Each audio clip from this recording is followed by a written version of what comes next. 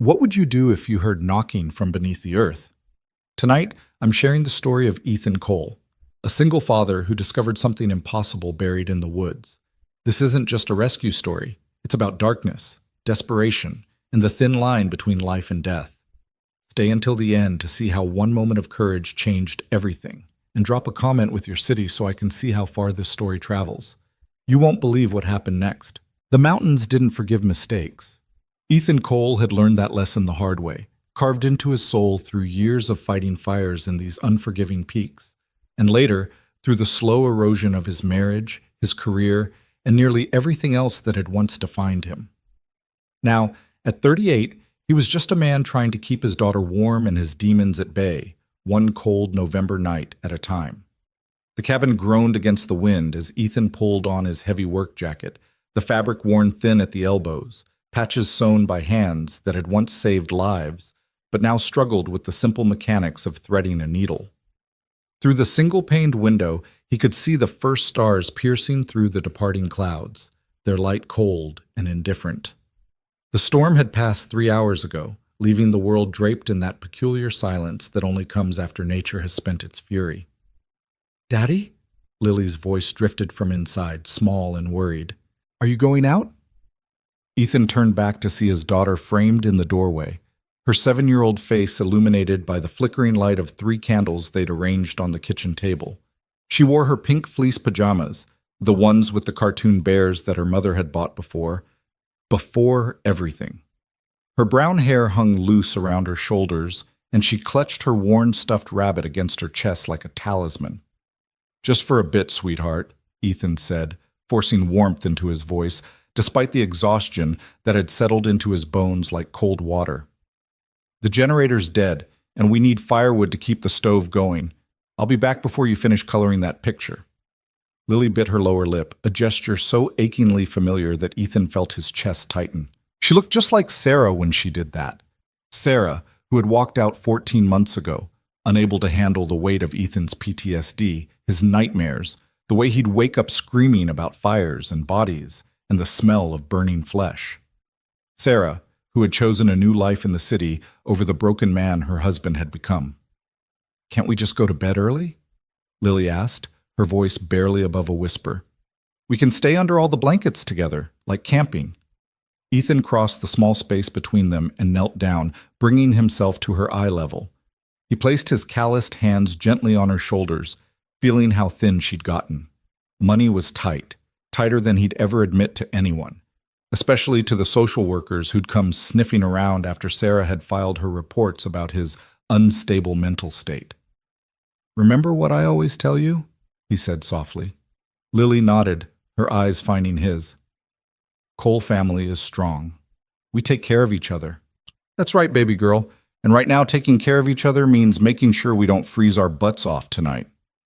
He tried to make it light, playful, but he could see the shadow of fear that never quite left his daughter's eyes these days. She'd grown up too fast, seen too much of her father's struggles, carried burdens no child should have to carry. "Promise you'll be careful?" Lily asked. "Cross my heart," Ethan said, making the gesture across his chest. 15 minutes, tops. You keep working on that picture of the princess castle, and when I get back you can show me which tower she lives in." Lily managed a small smile, and Ethan felt the familiar ache of loving someone so much it physically hurt. He stood, grabbed the flashlight from the shelf by the door, checking to make sure the batteries still had juice, and stepped out into the cold November night. The temperature had dropped sharply after the storm, and Ethan's breath came out in thick clouds as he made his way down the porch steps. The moon was nearly full, casting everything in shades of silver and shadow. Their cabin sat at the end of a dirt road that wound through the Cascades, miles from the nearest neighbor, in a pocket of forest so dense that even in daylight the sun struggled to reach the ground. Ethan had bought the place for almost nothing 3 years ago, back when he still had his firefighter's salary and Sarah still believed they could make it work. It needed work. Hell, it needed damn near everything, but it was theirs, or at least it had been. Now it was just his and Lily's, a refuge that sometimes felt more like a prison. He moved around the side of the cabin to where he'd stacked some logs before the storm hit, but most of the wood was soaked through, useless for burning. He'd need to go deeper into the tree line, find deadfall that had been protected by the canopy. The axe was where he'd left it, leaning against the old pine that marked the edge of their property. He hefted it, feeling the familiar weight settle in his hands. The forest at night was its own world, layered with sounds that most people never heard. The rustle of nocturnal animals, the creak of trees settling, the whisper of wind through pine needles. Ethan had learned these sounds during his time as a wildland firefighter, had learned to read the forest like some men read books.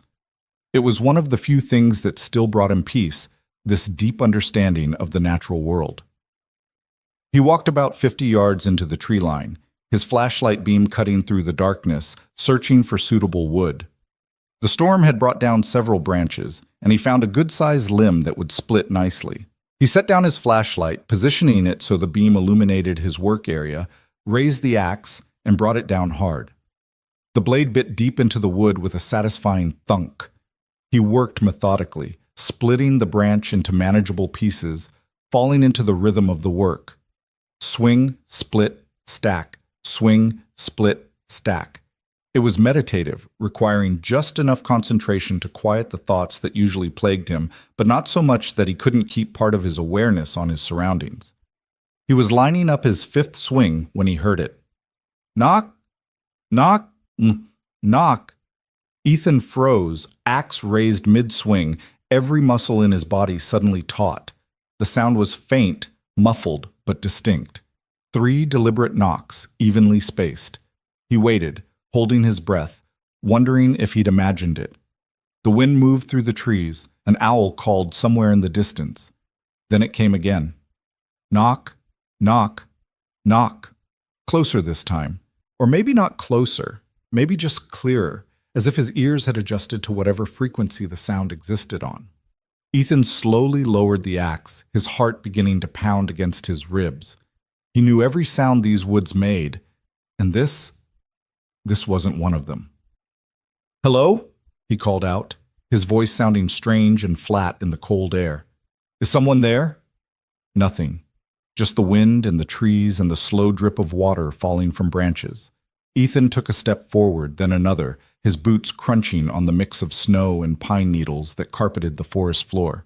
He swept his flashlight beam in a wide arc, searching for what? A person? An animal? He didn't know. The knocking came again, faster now. Knock, knock, knock, knock. And this time Ethan's firefighter training kicked in, that hardwired instinct to move toward danger rather than away from it. The sound wasn't coming from the trees, it was coming from below, from beneath the ground. "What the hell?" Ethan muttered, dropping to one knee. He pressed his ear against the cold earth, his flashlight held to the side, and listened. There was something down there. Not the settling of earth or the movement of groundwater or any other natural explanation his mind frantically tried to supply. This was deliberate, rhythmic, desperate. Knock, knock, knock. Pause. Knock, knock, knock, knock. Pause. Knock, knock, knock. It was a pattern, a signal.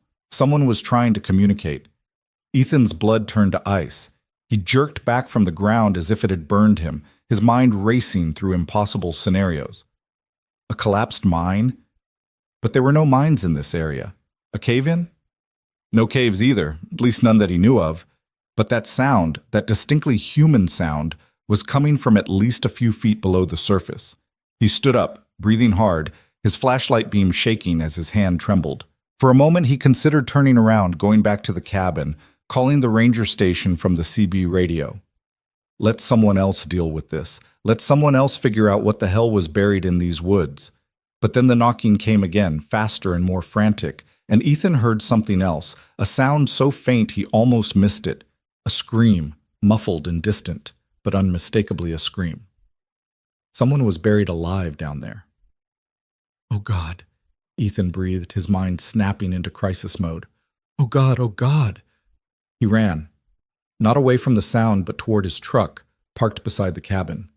His boots pounded against the ground, his breath coming in ragged gasps, his mind already calculating. Shovel, flashlight, rope, first aid kit. He'd need all of it. He'd need help too, but the nearest ranger station was 40 minutes away, and whoever was down there didn't have 40 minutes. Lily appeared on the porch as he thundered up the steps. "Daddy, what's wrong?" "Stay inside," Ethan commanded, his voice sharper than he intended. He saw her flinch, saw the fear bloom in her eyes, and he forced himself to soften. "Baby, I'm sorry, but I need you to stay inside and lock the door. Don't come out until I tell you. Can you do that for me?" "But what's happening?" "I don't know yet," Ethan said, already moving toward the truck. "But someone needs help, and I'm the only one who can help them right now. Lock the door, Lily. I'll be right back." He didn't wait to see if she obeyed. He couldn't. Every second mattered now. He yanked open the truck's toolbox, grabbed the folding shovel he kept for emergencies, a coil of rope, a larger flashlight. His hands moved with practiced efficiency, muscle memory from years of rescue operations taking over. As he ran back into the woods, he could hear Lily calling after him, but her voice faded as the trees swallowed him. The knocking was still going when he reached the spot, but it was weaker now, slower. Ethan fell to his knees and pressed his ear to the ground again, trying to pinpoint the exact location. "Hold on," he shouted at the earth. "I'm going to get you out. Just hold on." The knocking stopped. For one terrible moment, Ethan thought he was too late, that whoever was down there had given up, had slipped away. But then it came again. Knock, knock, knock. Directly beneath his left hand. He marked the spot with his flashlight and began to dig. The ground was still soft from the storm, which was both a blessing and a curse. The shovel bit deep with each thrust, but the walls of the hole kept collapsing inward, forcing Ethan to dig wider than he wanted. Sweat poured down his face despite the cold, soaking through his shirt. His shoulders burned. His hands, still not fully recovered from the nerve damage he'd sustained in his last fire, screamed in protest. He ignored it all. Pain was temporary, death was permanent. 6 inches down. 1 foot, 2 feet. The knocking had stopped again, and that terrified Ethan more than anything. He dug faster, throwing dirt aside with a fury born of desperation. His flashlight, propped at an angle, cast wild shadows that made the hole look like a mouth opening in the earth. 3 feet down, his shovel hit something solid. The impact sent a jolt up his arms, and for a moment Ethan thought he'd struck rock. But when he cleared away more dirt, his flashlight beam reflected off something smooth and dark. Wood. Finished wood. "No," Ethan whispered, his stomach turning over. "No, no, no." He knew what this was. He'd seen it before, in movies and nightmares. But finding it here, in reality, buried in the woods behind his cabin, it was impossible. It was insane. It was a coffin. Ethan's hands moved faster now, scraping dirt away from the wooden surface. The coffin was simple, unadorned, made from cheap pine. He could see scratches on the wood, deep gouges where someone had clawed at it from the inside. The knocking had stopped completely now, and the silence was worse than any sound. "Hey!" Ethan shouted, pounding on the wood. "Can you hear me? I'm right here. I'm going to get you out." Nothing. Ethan frantically cleared more dirt, exposing more of the coffin's surface, searching for a way to open it. His flashlight beam caught something, a small square of glass set into the lid, near where the head would be. A viewing window. His hands shook as he cleared the last of the dirt away from the glass. It was fogged from the inside, condensation obscuring whatever lay beneath. Ethan leaned in close, his breath coming in short gasps, and wiped the outside of the glass with his palm. A hand pressed against it from the inside. Ethan jerked back with a shout, his heart nearly exploding in his chest.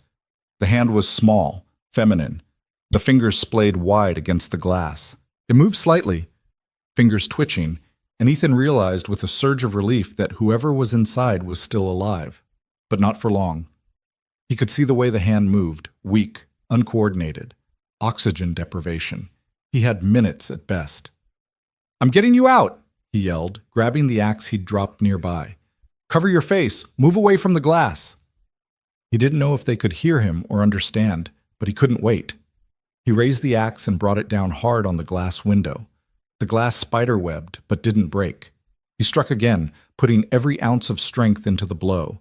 This time the glass shattered inward, fragments disappearing into the coffin.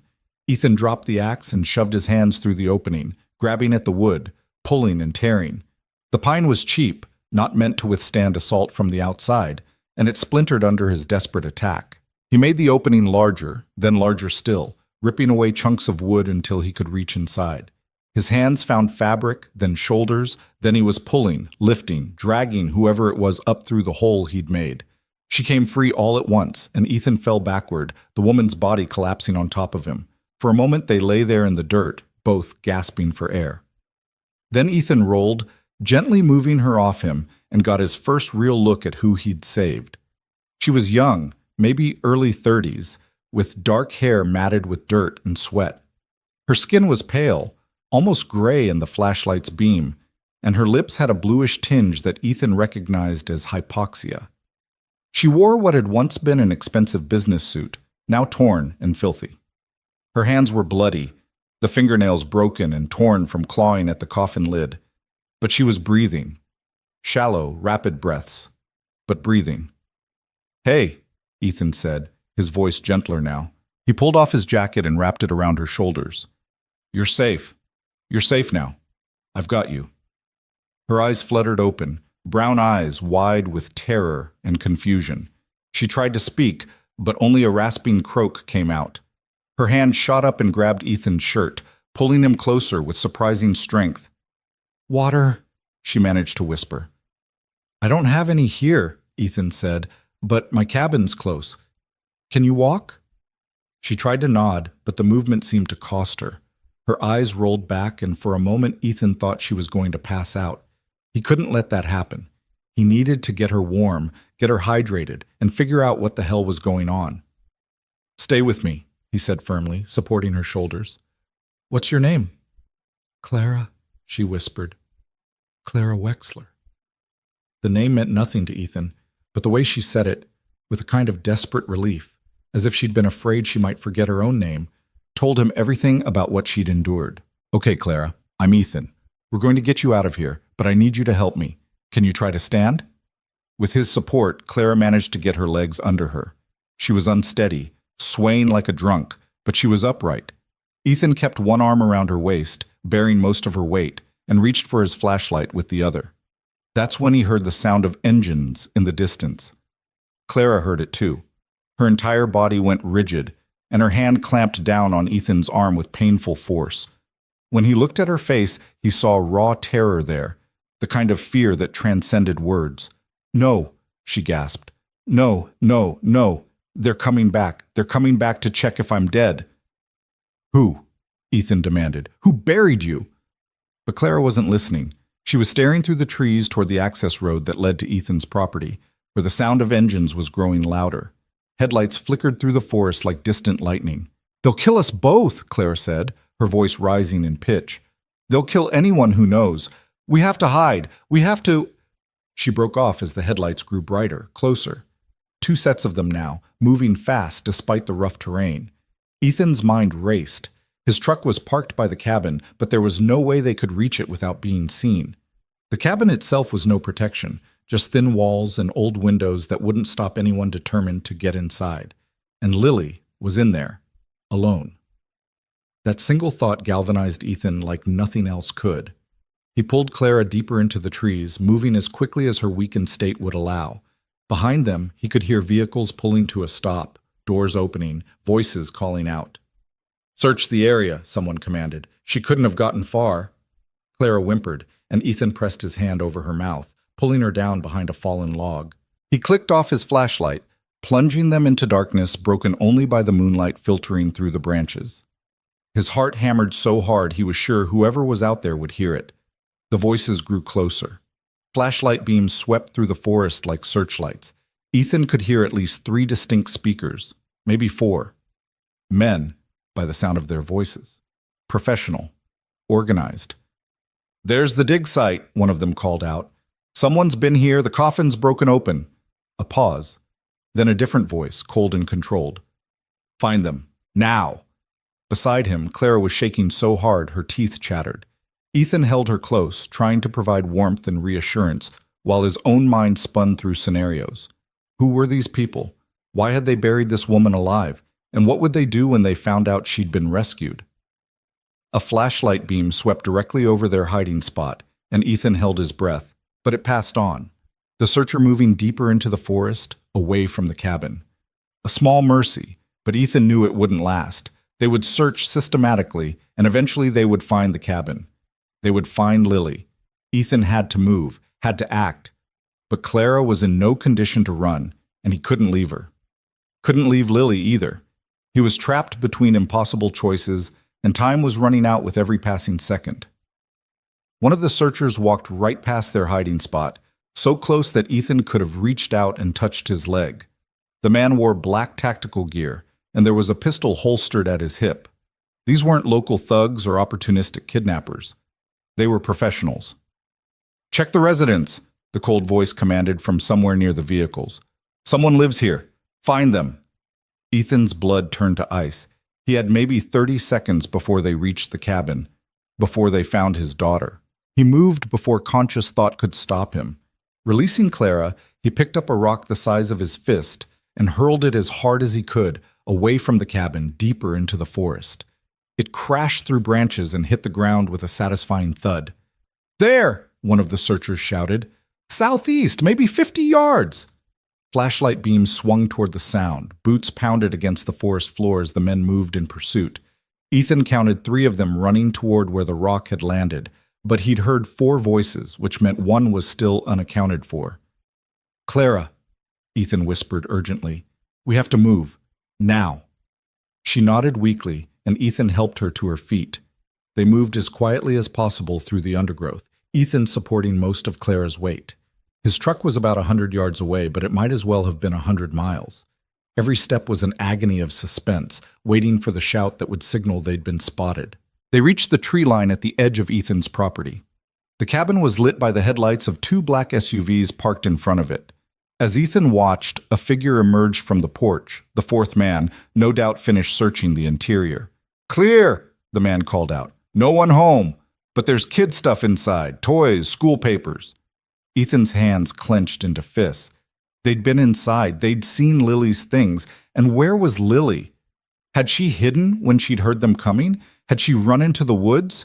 Or had they... No, he couldn't think that way. Lily was smart. She would have hidden. She had to have hidden. "We need to find whoever dug up the burial site," the cold voice said. Its owner stepped into the light. A man in an expensive suit, incongruous in the forest setting. He was maybe 50, with silver hair and the kind of calm demeanor that came from absolute confidence in his own power. "Spread out. Cover every inch of this property." The searchers fanned out, and Ethan knew they were out of time. In moments, they would spot his truck. They would realize someone was still here, and then, "Daddy?" The small voice cut through the night like a knife through flesh. Ethan's heart stopped. He turned toward the sound and saw Lily emerging from behind the woodpile on the far side of the cabin, her stuffed rabbit clutched in her arms. She'd hidden, like he'd hoped, but now she'd given herself away.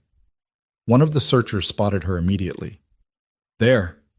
The man in the suit turned, his eyes fixing on Lily with predatory focus. "Grab her. Use her to draw out whoever freed the woman." Ethan didn't think. He moved, bursting from the tree line with a roar that came from somewhere primal and deep. The searcher closest to Lily turned at the sound, his hand going for his pistol, but Ethan was already there. Years of firefighter training meant Ethan knew how to move fast, how to tackle, how to use his body weight. He slammed into the man like a battering ram, sending them both crashing to the ground. "Lily, run!" Ethan shouted as he grappled with the searcher. "Into the woods! Hide!" But Lily stood frozen, tears streaming down her face, too terrified to move. The other searchers were converging now, and Ethan knew he had seconds at best.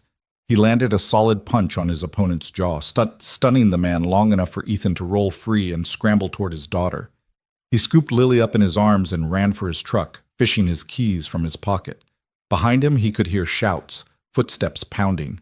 Something whizzed past his head.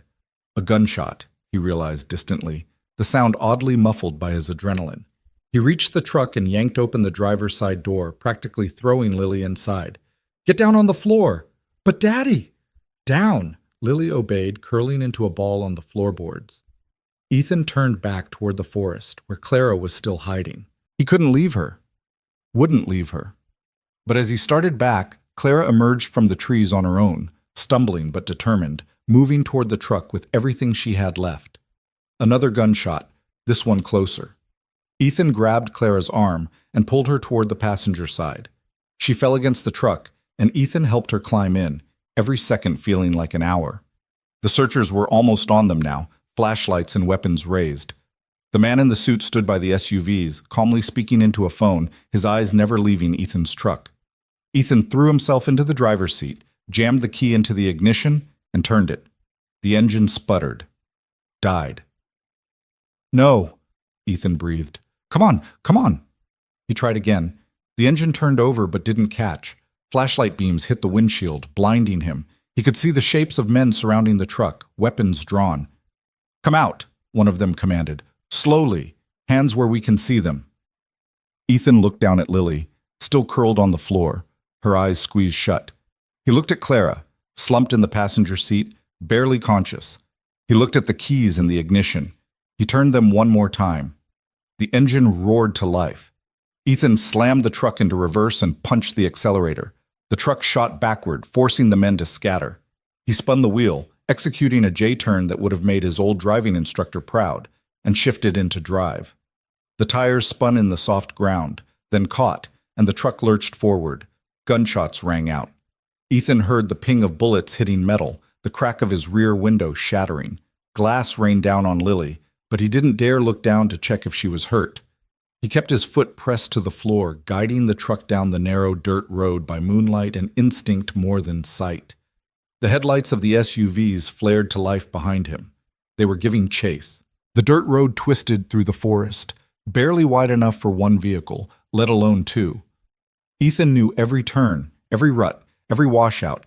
He'd driven this road 1,000 times, but the SUVs behind him had more power, better suspension, and drivers who clearly didn't care about vehicle damage. "Hang on!" Ethan shouted over the roar of the engine. He took a turn too fast and felt the truck's rear end slide out. For one terrible moment, they teetered on the edge of rolling, but Ethan corrected, and they stayed upright. Behind them, one of the SUVs wasn't as lucky, or perhaps their driver wasn't as skilled. Ethan caught a glimpse in his rear-view mirror of the vehicle overcorrecting, sliding off the road, and slamming into a tree. One down, one to go. But the second SUV was right on their tail, close enough that Ethan could see the driver's face in his mirror, cold, focused, determined. The SUV's front bumper kissed the back of Ethan's truck, then hit harder, a pit maneuver meant to send them spinning. Ethan fought the wheel, maintaining control through sheer stubborn will and muscle memory. The main road was close now, maybe another half-mile. If he could just reach it, there would be other cars, witnesses, some hope of escape. Clara grabbed his arm suddenly, her voice stronger than it had been. "Left turn ahead. There's a ranger station about 10 miles down the highway." "I know," Ethan said through gritted teeth. "If we can make it that far." The SUV hit them again, harder this time. Lily screamed. The truck fishtailed, and Ethan lost precious seconds getting it back under control. The SUV pulled up alongside them, trying to force them off the narrow road. Ahead, Ethan could see the intersection with the highway, a blessed strip of asphalt and civilization. But the SUV was level with them now, and Ethan knew what was coming. The driver was going to ram them, send them careening off the road into the trees. In the split second before impact, Ethan made a decision. He slammed on the brakes. The truck's momentum carried them forward even as the wheels locked, but it was enough. The SUV shot past them, the driver caught off guard by the sudden maneuver. Ethan watched as the SUV's driver realized too late that he was going too fast, that the turn onto the highway was too sharp. The SUV hit the intersection without slowing, jumped the small embankment on the far side, and disappeared into the darkness beyond. Ethan heard the crash, metal tearing, glass shattering, but he didn't stop to look. He accelerated through the turn onto the highway, finally allowing himself a full breath. They'd made it. They were alive. For now. "Is everyone okay?" Ethan asked, his voice shaking with adrenaline crash. "Lily, you hurt?" Lily slowly uncurled from her position on the floor. Her face was pale and streaked with tears, but she shook her head. "I'm okay, Daddy. I was really scared, but I'm okay." Ethan reached down with one hand and squeezed her shoulder, needing the physical contact to assure himself she was really there, really safe. Then he glanced at Clara, who sat slumped against the door, her eyes closed. Clara? Hey, stay with me. We're going to get help. Clara's eyes opened slowly. They'll keep coming, she whispered. They won't stop. Not until I'm dead and everyone who helped me is dead too. Who are they? Ethan demanded, his hands white-knuckled on the steering wheel. Who the hell buries someone alive in the middle of the woods? But Clara's eyes had closed again, and Ethan wasn't sure if she'd passed out or simply had nothing left to give. The ranger station materialized out of the darkness ahead, its lights like a beacon of safety and sanity. Ethan pulled into the parking lot, laying on the horn as soon as the truck came to a stop. Rangers emerged from the building, hands on weapons, clearly alarmed by the shattered windows and bullet holes in Ethan's truck. "We need help," Ethan shouted through his window. "Someone's been hurt, and men with guns are chasing us." The Rangers moved into action with practiced efficiency. One of them pulled open the passenger door and began assessing Clara. Another opened the back door and gently helped Lily out, wrapping her in a blanket that seemed to appear from nowhere. A third ranger, an older man with sergeant stripes on his uniform, approached Ethan's window. "Sir, I need you to step out of the vehicle slowly and keep your hands visible." Ethan complied, his muscles trembling with exhaustion and shock. As soon as he was out, the sergeant guided him away from the truck, no doubt assessing him for weapons or threat level. "My name is Ethan Cole," Ethan said, his words tumbling out in a rush. "I live about 15 miles up Road 47. I was gathering firewood, and I heard someone knocking under the ground. I dug them up, her, Clara. She was buried in a coffin. Then men came, men with guns, and they chased us and—" "Slow down, Mr. Cole," the sergeant said, his voice calm but firm. "You're saying you found someone buried alive?" "Yes. I know how it sounds, but you have to believe me. There's a burial site in the woods behind my cabin. You can go see for yourself. And those men, they were going to kill us. They were going to—" "Dad!" Lily's voice cut through his panic. She'd broken away from the ranger tending to her and thrown herself at Ethan, wrapping her arms around his waist. "Don't let them take you away. Please don't let them take you." Ethan dropped to his knees and pulled his daughter close, burying his face in her hair. She smelled like their cabin, wood smoke and pine, and the strawberry shampoo she insisted on using even though they could barely afford it. She was safe. They were both safe, for the moment. The ranger tending to Clara called out, "Sergeant, you need to see this." The sergeant moved to the truck, and Ethan watched as the ranger showed him Clara's hands, the broken nails, the blood, the deep scratches on her fingers. Physical evidence that supported Ethan's impossible story. "Get EMS here now," the sergeant ordered, "and I want state police notified. We have a potential kidnapping and attempted murder." He turned back to Ethan. "Mr. Cole, I'm going to need you to tell me everything from the beginning. Can you do that?" Ethan nodded, still holding Lily. Yeah, I can do that." But as he began to speak, as the words tumbled out and the story took shape, Ethan saw Clara's eyes open in the truck. She was looking directly at him, and in her gaze he saw something that made his blood run cold again. This wasn't over. Whatever had led to her burial, whoever those men worked for, whatever dark machinery she'd stumbled into, it was all still out there. And by saving her, Ethan had stepped into the middle of something that would either destroy them all or demand every ounce of courage and strength he possessed. The mountains didn't forgive mistakes. And tonight, Ethan had made himself part of a story that was far bigger and more dangerous than he could possibly imagine. But as he held his daughter close and watched the EMTs carefully load Clara onto a stretcher, Ethan knew one thing with absolute certainty. Whatever came next, he wouldn't face it by running or hiding. He'd spent the last year and a half hiding from his past, from his trauma, from the man he used to be. Tonight, the man he used to be had come back, the one who ran toward danger, the one who saved people. And whoever had put Clara in that coffin was about to learn that some men, when pushed far enough, when fighting for people they loved, were more dangerous than any organization or conspiracy. The mountains didn't forgive mistakes, and burying someone alive in Ethan Cole's backyard had been a very big mistake. The ranger station's fluorescent lights buzzed overhead like angry insects, casting everything in a harsh clinical glow that made Ethan's eyes ache. He sat in a small interview room, a styrofoam cup of terrible coffee cooling in his hands, while Lily dozed fitfully in a chair beside him, wrapped in 2 wool blankets that smelled faintly of mothballs.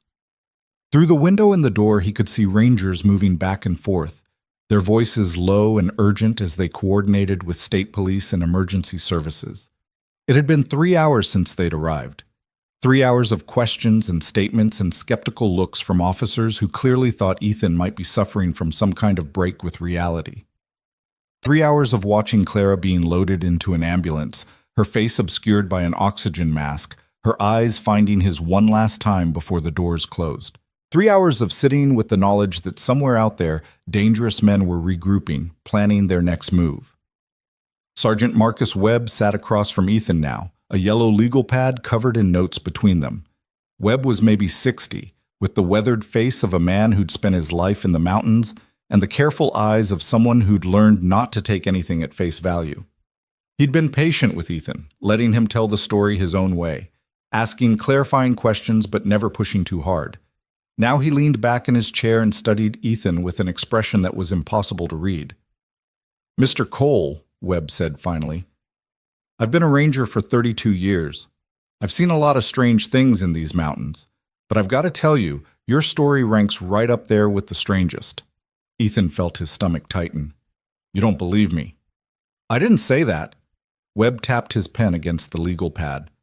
"The woman you brought in, Ms. Wexler, she's in rough shape, but the doctors confirm she's suffering from oxygen deprivation consistent with prolonged confinement in a small space. Her injuries, the broken nails, the defensive wounds on her hands, they support your account. And your truck has 7 bullet holes in it, which means someone was definitely shooting at you. So you do believe me." Webb's expression softened slightly. "I believe something happened tonight, something serious. But here's where I'm struggling, Mr. Cole. You're telling me that professional gunmen buried a woman alive in the forest, then came back to check on her burial site with multiple vehicles and personnel. That's a lot of resources for what amounts to a murder. Why not just shoot her and dump the body somewhere it would never be found? Why the elaborate burial?" Ethan had been asking himself the same question for the past 3 hours. "I don't know. Maybe they wanted it to look like she disappeared, or maybe they're sick bastards who get off on that kind of thing. Maybe." Webb didn't sound convinced. "Or maybe there's something about Ms. Wexler, who she is, what she knows, that makes this whole situation a lot more complicated than a simple murder plot. She said her name was Clara Wexler. Do you know who that is?" Webb nodded slowly. "State police ran her identification. Clara Wexler is the CEO of Wexler Technologies, a cybersecurity firm based out of Seattle. She's worth somewhere north of $300 million. And according to the Seattle PD, she was reported missing 2 days ago when she didn't show up for a board meeting." The number hit Ethan like a physical blow. $300 million. He'd saved someone worth $300 million. The scale of it was incomprehensible, so far outside his experience that his mind struggled to process it. People that rich lived in different worlds, played by different rules, had different kinds of enemies. "So this was about money?" Ethan asked. "Probably. Could be a kidnapping for ransom that went wrong. Could be corporate espionage or a hostile takeover attempt. Could be personal, a vengeful ex, a business partner with a grudge." Webb shrugged. "Could be a lot of things. That's for the detectives to figure out. My concern right now is keeping you and your daughter safe." "Safe?" The word came out sharper than Ethan intended. "We're not safe. Those men saw Lily. They know where I live. Mr. Cole." Webb's voice was firm but not unkind. "I understand you're frightened. You have every right to be, but those men aren't coming back tonight. We've got units sweeping your property right now, documenting the burial site and searching for evidence. We've also got officers stationed at the hospital where Ms. Wexler is being treated. And I've arranged for you and your daughter to stay at a secure location until we can assess the full scope of the threat." Ethan looked down at Lily, who stirred in her sleep but didn't wake. Her face was so peaceful, so innocent. He'd brought her to the mountains to keep her safe, to get away from the chaos of the city and the complications of his failed marriage. Instead, he dragged her into something exponentially more dangerous. "What kind of secure location?" he asked quietly. There's a motel about 40 miles from here. It's not fancy, but it's clean and the owner is discreet. I've used it before for witness protection situations. You'll stay there for a few days while we investigate, and we'll have a deputy checking on you regularly. And then what? We go back to the cabin like nothing happened? Pretend that men with guns didn't try to kill us? Webb was quiet for a moment. I'm not going to lie to you, Mr. Cole. If these people are as professional as they seem, they might not give up easily. But the state police are involved now. The FBI will probably get involved given the kidnapping and interstate implications, and Ms. Wexler herself will have resources, security, private investigators, lawyers. You're not alone in this. But Ethan felt alone. Profoundly, terrifyingly alone in a way he hadn't felt since the worst days after his last fire, when he'd wake up screaming and find Sarah's side of the bed empty. He'd saved Clara Wexler's life, and in doing so, he'd painted a target on his back and Lily's. The unfairness of it burned in his chest like acid. "Can I see her?"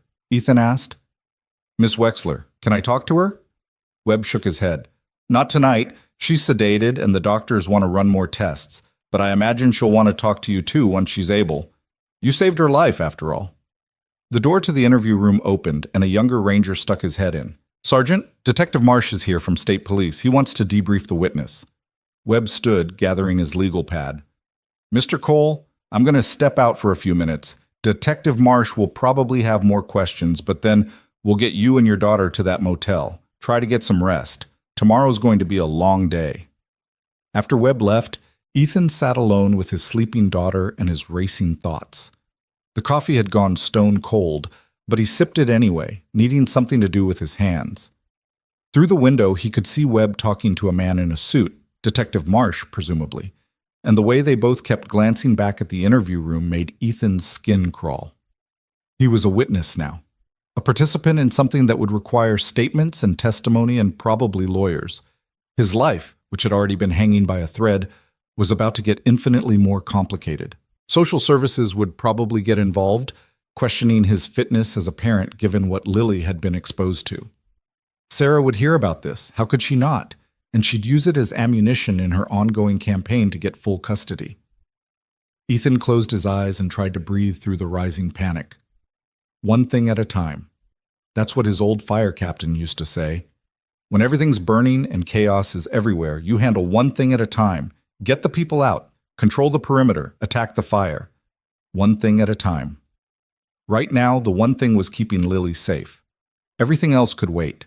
Detective Marsh turned out to be a compact man in his 40s with the kind of intensity that came from years of working violent crimes.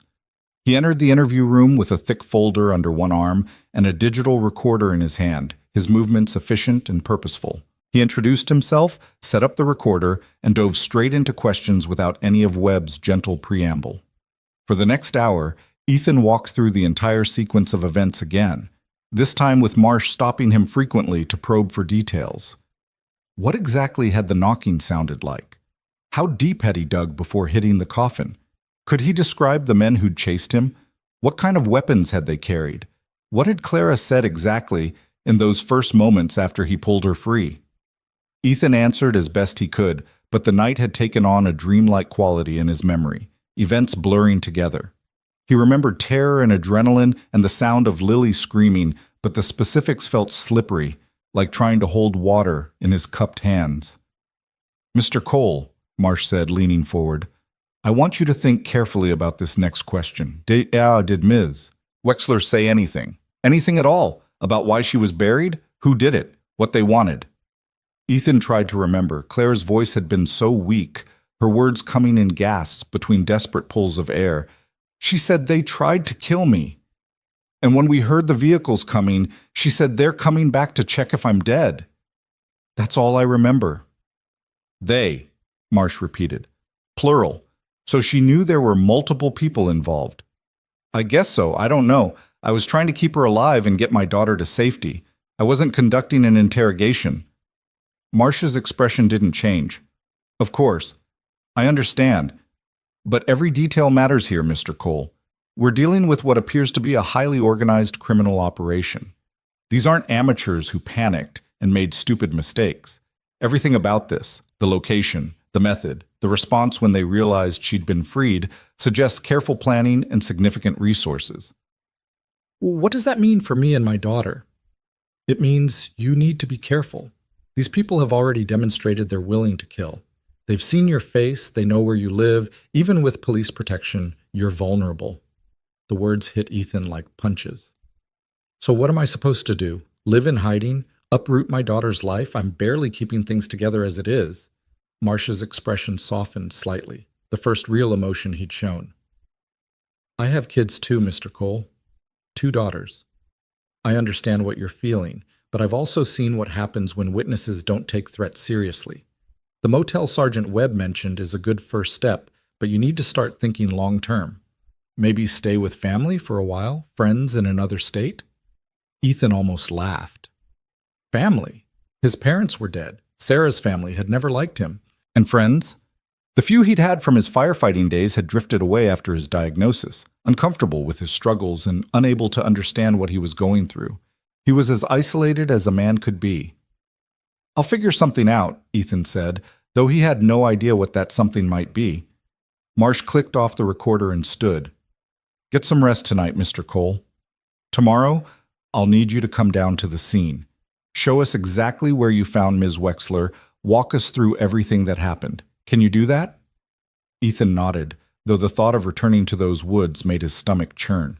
He didn't want to see that hole in the ground again, that coffin with its shattered viewing window. Didn't want to relive those minutes of frantic digging, of not knowing if the person inside was already dead. But he would do it. For Clara, who'd endured unspeakable terror. For Lily, who needed her father to be strong. For himself, because facing fear was better than running from it. A lesson he'd learned in flames and was relearning now in darkness. After Marsh left, Webb returned with better news. The motel was ready, a deputy would escort them there, and in the morning, after some sleep, they'd deal with the next steps. Ethan gently shook Lily awake, and she blinked up at him with confusion that quickly shifted to remembered fear. Are we going home? She asked in a small voice. Not yet, baby. We're going to stay somewhere else tonight, somewhere safe. Because of the bad men? Ethan wanted to lie, to tell her it was all over and everything would be fine. But Lily had seen too much to believe comforting falsehoods. She deserved honesty, even if it scared her. Yeah, he said, because of the bad men. But the police are going to protect us, and I'm going to protect you, always. You believe that, right? Lily nodded and held up her stuffed rabbit. Mr. Hoppy believes it too. The motel was exactly as Webb had described. Not fancy, but clean, tucked away on a side road that barely showed up on maps. The deputy who'd escorted them, a young woman named Officer Chen, checked the room thoroughly before letting them enter, then positioned herself in a chair outside with a clear view of both the door and the parking lot. Ethan got Lily settled in one of the 2 double beds, tucking the scratchy motel blankets around her with the same care he'd used when she was a toddler. She fell asleep almost immediately, exhaustion finally overcoming fear. Ethan envied her that ability to simply shut down, to let unconsciousness provide temporary escape. He sat on the other bed and stared at the television without turning it on, his mind replaying the night's events in an endless loop. The knocking, the coffin, Clara's terrified eyes, the gunshots, Lily's scream. It was all there, burned into his memory with the same permanence as the burns that had ended his firefighting career. His phone buzzed, the first time it had made any sound all night. Ethan had forgotten he even had it until now. He pulled it from his pocket and saw a text from an unknown number. Mr. Cole, this is Detective Marsh. Ms. Wexler is awake and asking for you. If you're willing, I can arrange for you to speak with her tomorrow at the hospital. She says it's important. Let me know. Ethan stared at the message for a long moment. What could Clara possibly want to tell him that was so important it couldn't wait? What did she know that Marsh and the other investigators didn't? And more pressingly, did Ethan really want to get more involved in this than he already was? But even as he asked himself the question, he knew the answer. He'd heard Clara knocking beneath the earth. He'd broken open her coffin and pulled her from darkness into light. That created a connection, a bond forged in crisis that couldn't be easily dismissed. She'd looked at him in those first moments with an expression that transcended simple gratitude. It was recognition, soul deep, of someone who'd been pulled back from the absolute edge of existence. He typed back, "I'll be there." "What time?" The response came almost immediately. 10 a.m., St. Mary's Hospital in Redmond. Ask for me at the front desk. And Mr. Cole? Come alone. No daughter. This conversation isn't for children. Ethan felt a chill run through him. What could Clara possibly need to tell him that Lily couldn't hear? He looked over at his daughter, sleeping peacefully for the first time in hours, and made a decision. Whatever Clara Wexler had to say, he needed to hear it, not just for his own safety, but for Lily's, because the men who'd buried Clara alive weren't going to simply disappear. They would regroup, reassess, and come back. And when they did, Ethan needed to be prepared. He set his phone aside and lay back on the bed, staring at the water-stained ceiling. Sleep felt impossible, his body still flooded with adrenaline and his mind racing with possibilities, each more frightening than the last. But eventually, somehow, exhaustion won out over fear, and Ethan drifted into a fitful sleep filled with dreams of knocking sounds and hands pressed against foggy glass. He woke to weak sunlight filtering through the motel's thin curtains and the smell of cheap coffee from the pot in the bathroom. Lily was already awake, sitting cross-legged on her bed and watching cartoons on the ancient television with the volume turned low. When she saw Ethan stirring, she smiled, a tentative thing, fragile as spun glass. "Morning, Daddy." "Morning, sweetheart. How'd you sleep?" "Okay. I had dreams about the lady you saved. Is she going to be all right?" Ethan sat up, running a hand through his hair. "I think so. In fact, I need to go see her today at the hospital." "What?" "Officer Chen is going to stay with you here while I'm gone. Is that okay?" Lily's smile faltered. "You're leaving me?" "Just for a few hours. I'll be back before lunch. I promise." "That's what you said last night before you went to get firewood." The words were a knife between his ribs.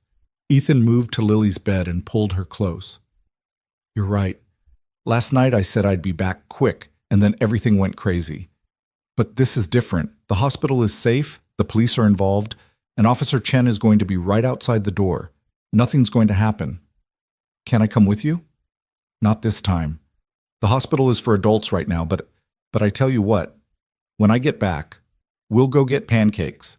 The biggest, most ridiculous stack of pancakes you've ever seen, with chocolate chips and whipped cream and all that stuff that makes dentists cry. Deal?" Lily considered this, then nodded. "Deal. But you have to promise to come back." "Cross my heart," Ethan said, making the gesture. "Wild horses couldn't keep me away." After getting Lily settled with breakfast from the Motel Continental spread, which was generous in name only, Ethan spoke with Officer Chen about the plan. She was professional and reassuring, promising to keep Lily entertained and safe. Ethan left them playing cards at the small table by the window and drove toward Redmond, his truck's shattered rear window covered with plastic sheeting that whistled and snapped in the wind. St. Mary's Hospital was a sprawling complex of glass and steel that looked wildly out of place against the mountain backdrop. Ethan parked in the visitor lot and made his way to the front desk, where a tired-looking receptionist directed him to the 4th floor, intensive care unit. Detective Marsh was waiting by the elevators, holding 2 cups of coffee that smelled infinitely better than the motel's offering. "Mr. Cole," Marsh said, handing him one of the cups. "Thanks for coming. Ms. Wexler has been asking for you since she regained full consciousness around 6 this morning." "How is she?" "Physically, better than expected, considering mild hypoxia, dehydration, some contusions and lacerations. Nothing that won't heal. Psychologically?" Marsh shook his head. "That's going to take time. What she went through, being buried alive, it's the kind of trauma that leaves permanent scars." They rode the elevator in silence, the only sound the mechanical whir of the cable system. When they reached the 4th floor, Marsh led Ethan through a maze of corridors to a private room at the end of the hall. 2 state police officers stood outside, their presence a reminder that Clara Wexler was still in danger. "I should warn you," Marsh said quietly before opening the door. "Ms. Wexler has been somewhat evasive about certain details of her kidnapping. She's told us the basics, grabbed outside her office building 2 nights ago, held somewhere she couldn't identify, then transported to the burial site. But when we ask about who did this or why, she becomes vague, claims she doesn't know." "You don't believe her?" Marcia's expression was carefully neutral. I think she's terrified, and I think she might have reasons for not wanting to share everything she knows. So when you talk to her, if she tells you anything, anything at all, that seems relevant, I need you to share it with me. Can you do that? Ethan nodded, though he wasn't entirely sure what he was agreeing to. Marcia opened the door and gestured for Ethan to enter alone. The room was filled with the soft beeping of monitors and the antiseptic smell common to all hospitals. Clara Wexler sat propped up in the bed, an IV line running into her arm and an oxygen cannula under her nose. In the harsh light of morning, with the dirt washed away and her hair pulled back, she looked both younger and older than she had last night. Younger in her features, which were delicate and refined, but older in her eyes, which carried the weight of what she'd endured. She turned toward the door as Ethan entered, and her face transformed. Relief, gratitude, and something else, something almost like hope, flashed across her features. "Mr. Cole," she said, her voice still hoarse but stronger than it had been. "They told me you'd come. I wasn't sure you would." "You can call me Ethan." He moved closer to the bed, unsure of the proper protocol for this situation. "Do you shake hands with someone you pulled from a coffin?" "How are you feeling?" "Like I died and came back," Clara said with a ghost of a smile. "Which, I suppose, is accurate. The doctors say I was maybe 20 minutes away from complete oxygen deprivation when you found me. 20 minutes from brain damage or death." Ethan sat in the chair beside her bed, the same kind of uncomfortable plastic chair that seemed to be standard issue in every medical facility. "I'm glad I went out for firewood when I did, then." "It wasn't luck," Clara said, her eyes intense despite her obvious exhaustion. "Or coincidence. They left me there to die. But they also left me a flashlight and just enough air to last through the night. They wanted me to know I was dying, wanted me to have hours to think about it, to panic, to suffer. That kind of cruelty. It's not random. It's personal." "Who did this to you?" Clara looked away toward the window where morning light painted everything in shades of gold. "That's complicated. Detective Marsh says you haven't told them much." "Detective Marsh is a good man doing his job, but there are things happening here that go beyond his jurisdiction, beyond what the police can help with." She turned back to Ethan. "How much do you know about my company? About what we do?" "Just what Sergeant Webb told me. Cybersecurity. You're the CEO. You're worth a lot of money." Clara made a sound that might have been a laugh if it hadn't been so bitter. "Worth a lot of money. Yes, 300 million, give or take. You know what that kind of wealth attracts? Sharks, predators, people who see you not as a person, but as an asset to be acquired or eliminated." "So this was about money? A hostile takeover?" "It's about what I know." Clara's hands clenched the hospital blanket. "Wexler Technologies doesn't just do commercial cybersecurity. We also contract with government agencies, NSA, CIA, Defense Department. And 6 months ago, we were hired to audit the security systems of a company called Meridian Holdings. Have you heard of them?" Ethan shook his head. "Most people haven't. They're a private military contractor, but they also do intelligence work, black ops stuff that official agencies can't touch. During our audit, I found something." She paused, and Ethan could see her weighing how much to reveal. "Evidence of illegal activities, arms deals with sanctioned countries, money laundering, possibly worse. I reported it to my contact at the Defense Department, thinking I was doing the right thing, fulfilling my patriotic duty." "Let me guess," Ethan said, pieces clicking together in his mind. "Someone at Defense was in on it. Or someone at Meridian has enough influence to reach into Defense. I don't know which. But 2 weeks after I filed my report, I started noticing things, cars following me, strangers watching my house, my phone's being tapped. I could tell. I'm an expert in this stuff. I hired private security, went to the FBI, did everything by the book. And 2 nights ago, 3 men grabbed me in my office parking garage. Professional, efficient, like they'd done it 100 times before. They drugged me, and when I woke up, I was in that coffin." Her voice cracked slightly. "They told me I'd brought this on myself, that I should have minded my own business. Then they closed the lid and buried me." Ethan felt sick. The casual cruelty of it, the calculated torture. It was beyond anything he'd experienced, even in his worst fires. "Why didn't they just kill you outright?" "Because they needed to send a message," Clara said. To my company, to anyone else who might think about reporting what they find. And also because they're sadists who enjoy the power. The man who ordered it, I only saw him once when they first grabbed me. He told me I'd have plenty of time to regret my choices, that I'd die knowing I'd brought it on myself. What did he look like? Clara closed her eyes, and Ethan could see her fighting back tears. 50-something, silver hair, expensive suit. He had this presence, like someone used to absolute authority. And his eyes, they were empty, like looking into a void. The description matched the man Ethan had seen at his cabin, the one who'd ordered his men to grab Lily. His stomach clenched. He was there last night, at my property. He's the one who sent men after us. Clara's eyes snapped open. He saw you. He saw me and my daughter. We're in protective custody now, but Clara... Ethan leaned forward, needing her to understand the gravity of this. I'm a single father barely keeping my head above water. I don't have your resources or your security. If these people come after me and Lily, they will come after you, Clara interrupted, her voice urgent. That's why I needed to see you, to warn you. These people don't leave loose ends, Ethan. You saved my life, which makes you a liability to them. They'll want to silence you to make sure you can't testify or identify anyone. The words confirmed Ethan's worst fears, but hearing them spoken aloud made them real in a way they hadn't been before.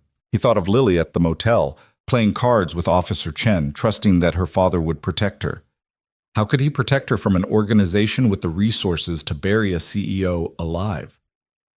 What do I do? He asked, hearing the desperation in his own voice. Clara reached out and took his hand. Her grip was surprisingly strong. You fight back. With me. I have resources they don't know about. Money in offshore accounts, contacts who owe me favors, information I've kept as insurance. But I can't do this alone. I need someone I can trust absolutely.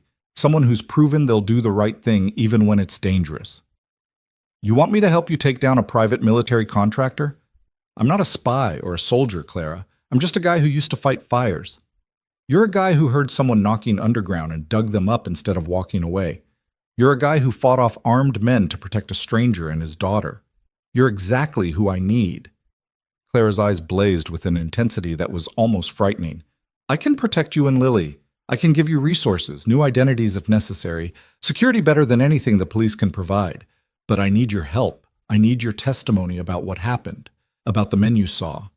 And I need someone who gives a damn about doing the right thing in a world where that's increasingly rare. Ethan looked down at their joined hands, his scarred and calloused from labor and fire, hers marked with bandages covering the wounds from her desperate struggle against the coffin lid.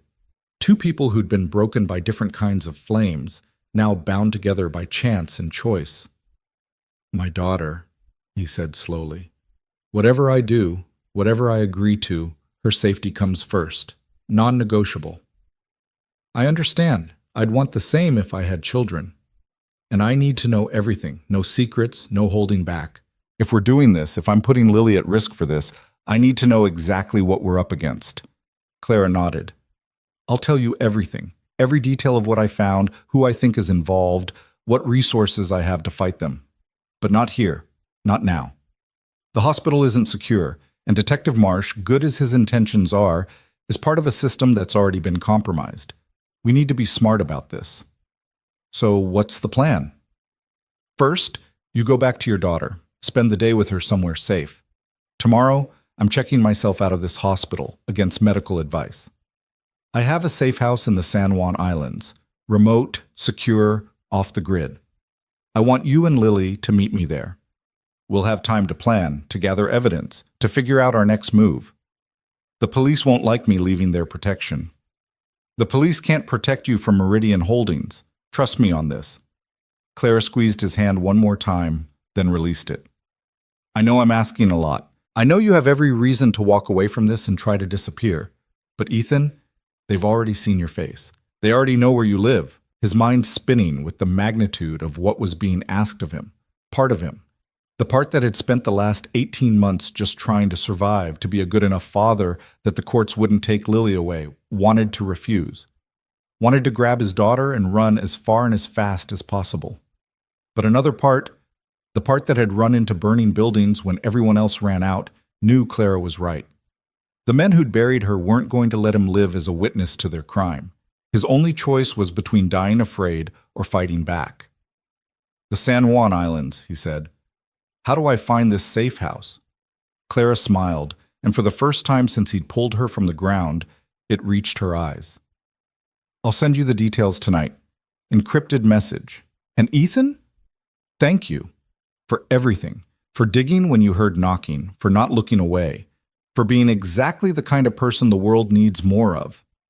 Ethan left the hospital with more questions than answers, and a weight on his shoulders that felt like it might crush him. Detective Marsh was waiting in the hallway, his expression expectant. "Well," Marsh asked, "did she tell you anything useful?" Ethan thought about Clara's request for discretion, about her warning that the system had been compromised. He thought about Lily, waiting for him at the motel, trusting him to keep her safe. And he made a choice that went against every instinct toward honesty and cooperation he'd been raised with. "She thanked me for saving her," Ethan said carefully. "She's still pretty shaken up. Couldn't tell me much about who grabbed her or why, just that she wants to feel safe again." It wasn't exactly a lie, but it wasn't the truth either. Marsh studied him for a long moment, and Ethan had the uncomfortable feeling that the detective saw right through him. But finally, Marsh just nodded. "All right. Well, if she remembers anything else, or if you think of any additional details, you call me immediately. Understood?" "Understood." Ethan made it to the elevator before the guilt hit him. He was lying to the police, withholding information in what was probably a federal investigation. 6 months ago, hell, 6 days ago, he never would have considered such a thing. But 6 days ago, he hadn't pulled a woman from a coffin or been shot at by professional killers or learned that corruption ran deep enough to compromise law enforcement itself. The world had revealed itself to be far more complicated and dangerous than he'd believed, and survival in that world required adaptation. He drove back to the motel with his mind churning through logistics. The San Juan Islands were a full day's drive from here, maybe more with Lily needing breaks. He'd need to gather supplies from the cabin, clothes, important documents, what little money he had saved. He'd need to tell Officer Chen something convincing, get away from protective custody without raising alarms. And he'd need to explain to Lily that their lives were changing again, that the stability he'd tried so hard to provide was being ripped away by forces beyond his control. When he pulled into the motel parking lot, he saw Officer Chen standing outside the room, her posture alert, her hand near her weapon. Ethan's heart lurched. "What's wrong?" he asked, practically running from the truck. "Where's Lily?" "She's fine," Chen said quickly. "Inside watching TV. But Mr. Cole, we had a situation about an hour ago. A man came by asking questions about the occupants of this room, claimed to be with the utility company, checking meters. But there are no meters on this side of the building." Ethan felt ice spread through his veins. What did he look like? Mid-30s, athletic build, wearing workman's clothes, but his boots were too clean, too expensive, and he had an earpiece, the kind security personnel use. Chen's expression was grim. "I ran him off, told him this was an active police investigation, and he needed to leave. He complied without argument, but Mr. Cole, they know you're here." "How? We were careful, They're professionals," Chen said flatly. "They probably have contacts everywhere. Police scanners, hospital staff, informants. It doesn't matter how. What matters is this location is compromised." Ethan's mind raced. Clara's warning echoed in his head. The police can't protect you from Meridian Holdings. He needed to move, needed to get Lily somewhere truly safe, but he also needed to be smart about it, not panic and make mistakes that could get them killed. "Officer Chen," he said carefully, "I appreciate everything you've done, but I think Lily and I need to disappear for a while, truly disappear. Can you give us a head start?" Chen looked at him for a long moment, and Ethan could see her weighing her duty against her judgment. Finally, she said, "How long?" 24 hours. Don't report that we're gone for 24 hours. "I could lose my job, could face charges for obstruction." "I know, but these people, they tried to kill me and my daughter last night. They found us here despite police protection. The system isn't working, and I need to do what the system can't. Keep my little girl alive. Chen's jaw tightened, but she nodded. 24 hours. But Mr. Cole, whatever you're planning, be smart about it. These people play for keeps. So do I, Ethan said, though he wasn't sure he believed it. He went inside and found Lily exactly where Chen had said, curled up on the bed with Mr. Hoppy, watching cartoons but not really seeing them. When she saw him, she jumped up and threw herself into his arms. You came back. You promised, and you did. Of course I did, baby. Now listen, we need to pack up and go on a little adventure. Remember those pancakes I promised? Well, we're going to get them in a really cool place. An island. Have you ever been to an island? Lily shook her head, her eyes wide. Well, there's a first time for everything. So let's get moving. We've got a long drive ahead of us. As they packed their few belongings and prepared to leave, Ethan caught his reflection in the motel mirror. The man staring back at him looked different somehow, harder, more determined. The broken firefighter who'd been barely holding things together was gone, replaced by someone who'd remembered what it meant to fight. The mountains didn't forgive mistakes, but they also taught strength to those who survived them. Ethan had survived fires that killed others, survived the death of his marriage, survived the slow erosion of everything he'd once been. Now he would survive this. For Lily, for Clara, for the simple essential reason that sometimes the world demanded you choose between cowering in fear and standing up to fight, and Ethan Cole had never been very good at cowering. They walked out of the motel into bright afternoon sunshine, and Ethan didn't look back. The highway stretched before them like a ribbon of possibility and danger intertwined, the afternoon sun casting long shadows across the asphalt as Ethan pushed the truck north toward the coast. Lily sat in the passenger seat with her seatbelt pulled tight across her chest. Mr. Hoppy clutched in her lap, watching the landscape roll by with the kind of quiet intensity that told Ethan she understood more than she was saying. They'd been driving for 3 hours, stopping only once for gas at a station where Ethan had paid cash and kept his face angled away from the security cameras. Paranoia, maybe, but Clara's warnings had burrowed deep into his consciousness. Every car that stayed behind them too long made his pulse quicken. Every rest stop they passed felt like a potential ambush point. The world had become a minefield, and Ethan was navigating it with nothing but instinct and fear. Daddy? Lily's voice was small in the truck's cabin. Are we running away? Ethan's hands tightened on the steering wheel. He'd been dreading this question, knowing it would come but unprepared for the ache it caused in his chest. How did you explain to a 7-year-old that the world contained people evil enough to bury someone alive? That her father had stumbled into something that threatened to swallow them both? We're going somewhere safe, he said carefully. Somewhere those bad men from last night can't find us. But what about our house? What about my school and my friends? I know, sweetheart. I know it's not fair. But sometimes we have to make hard choices to stay safe. Ethan glanced over at her, seeing the confusion and fear warring in her expression. Remember when we had that really bad storm last winter and a tree fell on the Johnsons' house? Lily nodded. And remember how they had to go live with Mrs. Johnson's sister for a few months while their house got fixed? They didn't want to leave, but they had to because staying wasn't safe. That's kind of what we're doing now. Is our house broken? In a way, yeah. But we're going to fix it, I promise. It was a promise Ethan had no idea how to keep, but he made it anyway because that's what fathers did. They promised safety and security even when the world offered neither. They built walls of certainty around their children's fears, even as their own doubts threatened to collapse those walls from within. Lily was quiet for a while, processing this explanation with the seriousness of a much older child.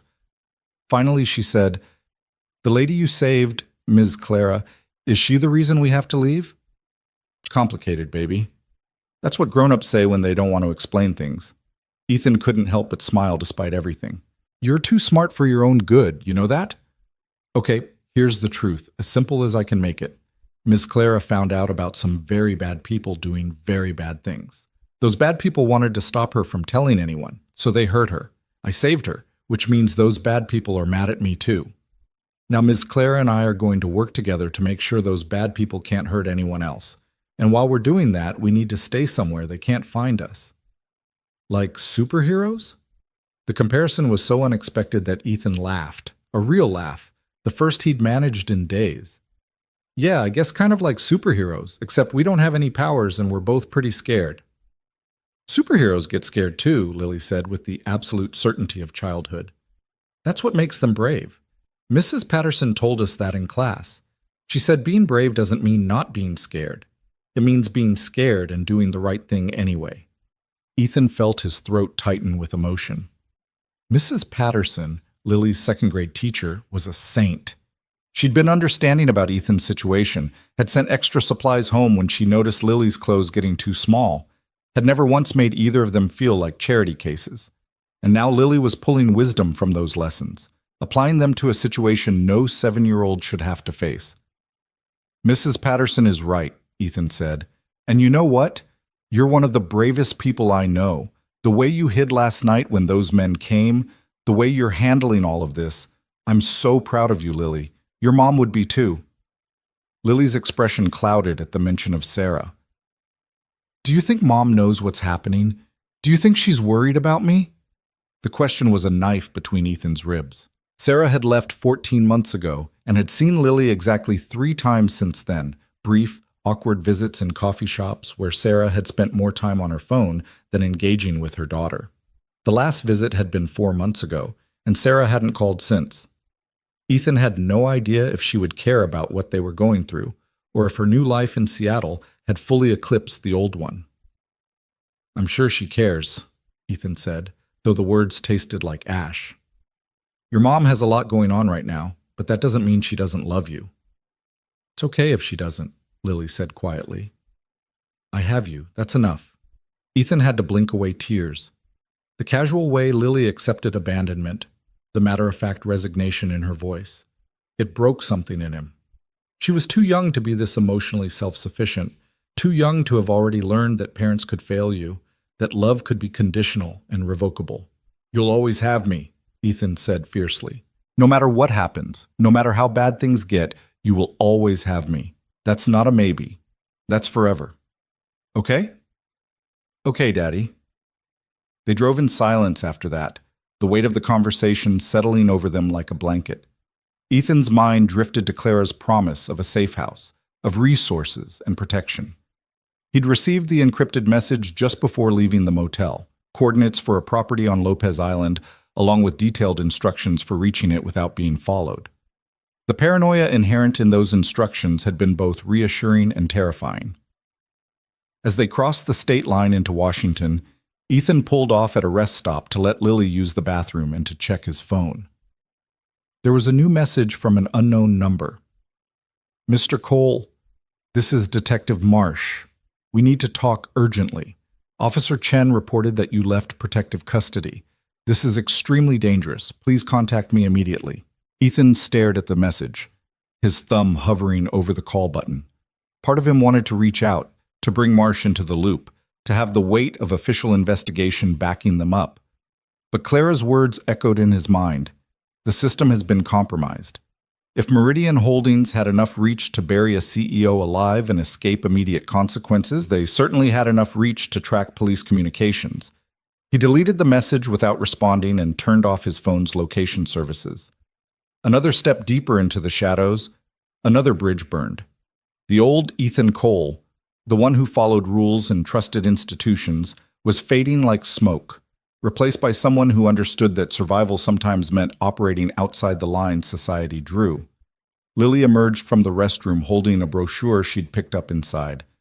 Daddy, look! It says Lopez Island has deer that aren't afraid of people, and beaches where you can find sand dollars, and a place called Shark Reef where you can see whales sometimes. Ethan took the brochure, grateful for her ability to find wonder even in uncertainty. That sounds pretty cool. Maybe when we get there, we can explore a little. Would you like that? Can we look for sand dollars? Absolutely. We'll find so many sand dollars you'll need a whole extra suitcase to carry them home. The promise felt fragile in his mouth, contingent on so many variables outside his control, but it made Lily smile, and that was worth the risk of disappointment. They reached the Anacortes ferry terminal just as the sun was beginning its descent toward the horizon, painting the sky in shades of orange and purple that seemed too beautiful for the darkness they were fleeing. The ferry to Lopez Island didn't leave for another hour, so Ethan parked in a corner of the lot with a clear view of all entrances and exits, his firefighter training automatically cataloging escape routes and potential threats. "Are we getting on a boat?" Lily asked, her voice rising with excitement. "A big one.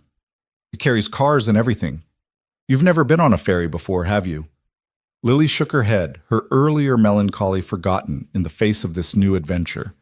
Children were resilient in ways adults had forgotten how to be, capable of finding joy in small moments even when the larger picture was chaos. Ethan envied her that ability, even as he cherished it. While they waited, Ethan studied the other vehicles in the lot. A family minivan with kids fighting in the back seat. A couple of motorcycles with riders who looked like weekend warriors escaping office jobs. An expensive sedan with tinted windows that made Ethan's pulse quicken until he saw an elderly couple emerge, arguing good-naturedly about whether they'd packed enough sweaters. Nothing suspicious, nothing that screamed danger. But Ethan knew better than to relax. The men who chased them 2 nights ago had been professionals, and professionals were patient. They knew how to blend in, how to wait for the perfect moment to strike.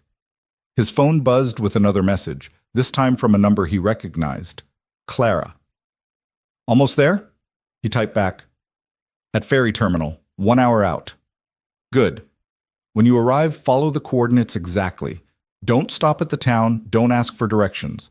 The house is equipped with everything you'll need. We'll talk when I arrive tomorrow." "You're not there yet?" "Complications at the hospital. They're not making it easy to leave, but I'll be there by tomorrow afternoon. Stay hidden until then." Ethan pocketed the phone, unease creeping up his spine.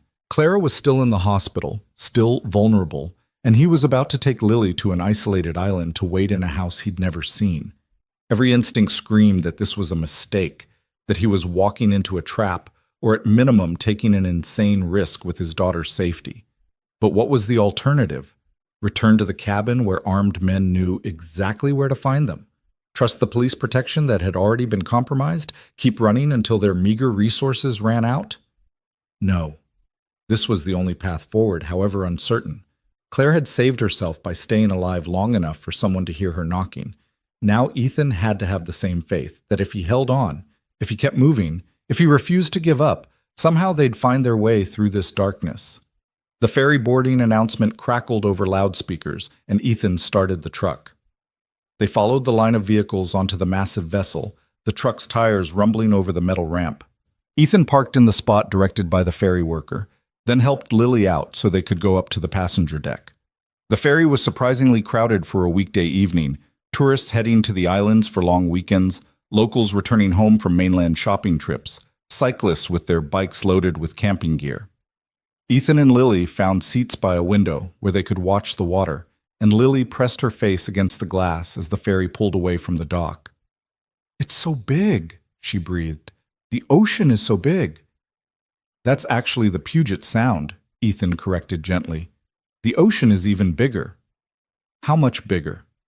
"So much bigger that you could fit 1,000 of these ferries in it and still have room for more."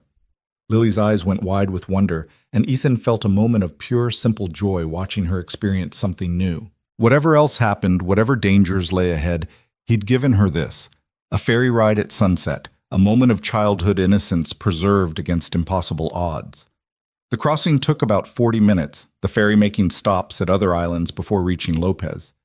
Ethan spent the time watching other passengers, looking for anyone who paid too much attention to them or who seemed out of place.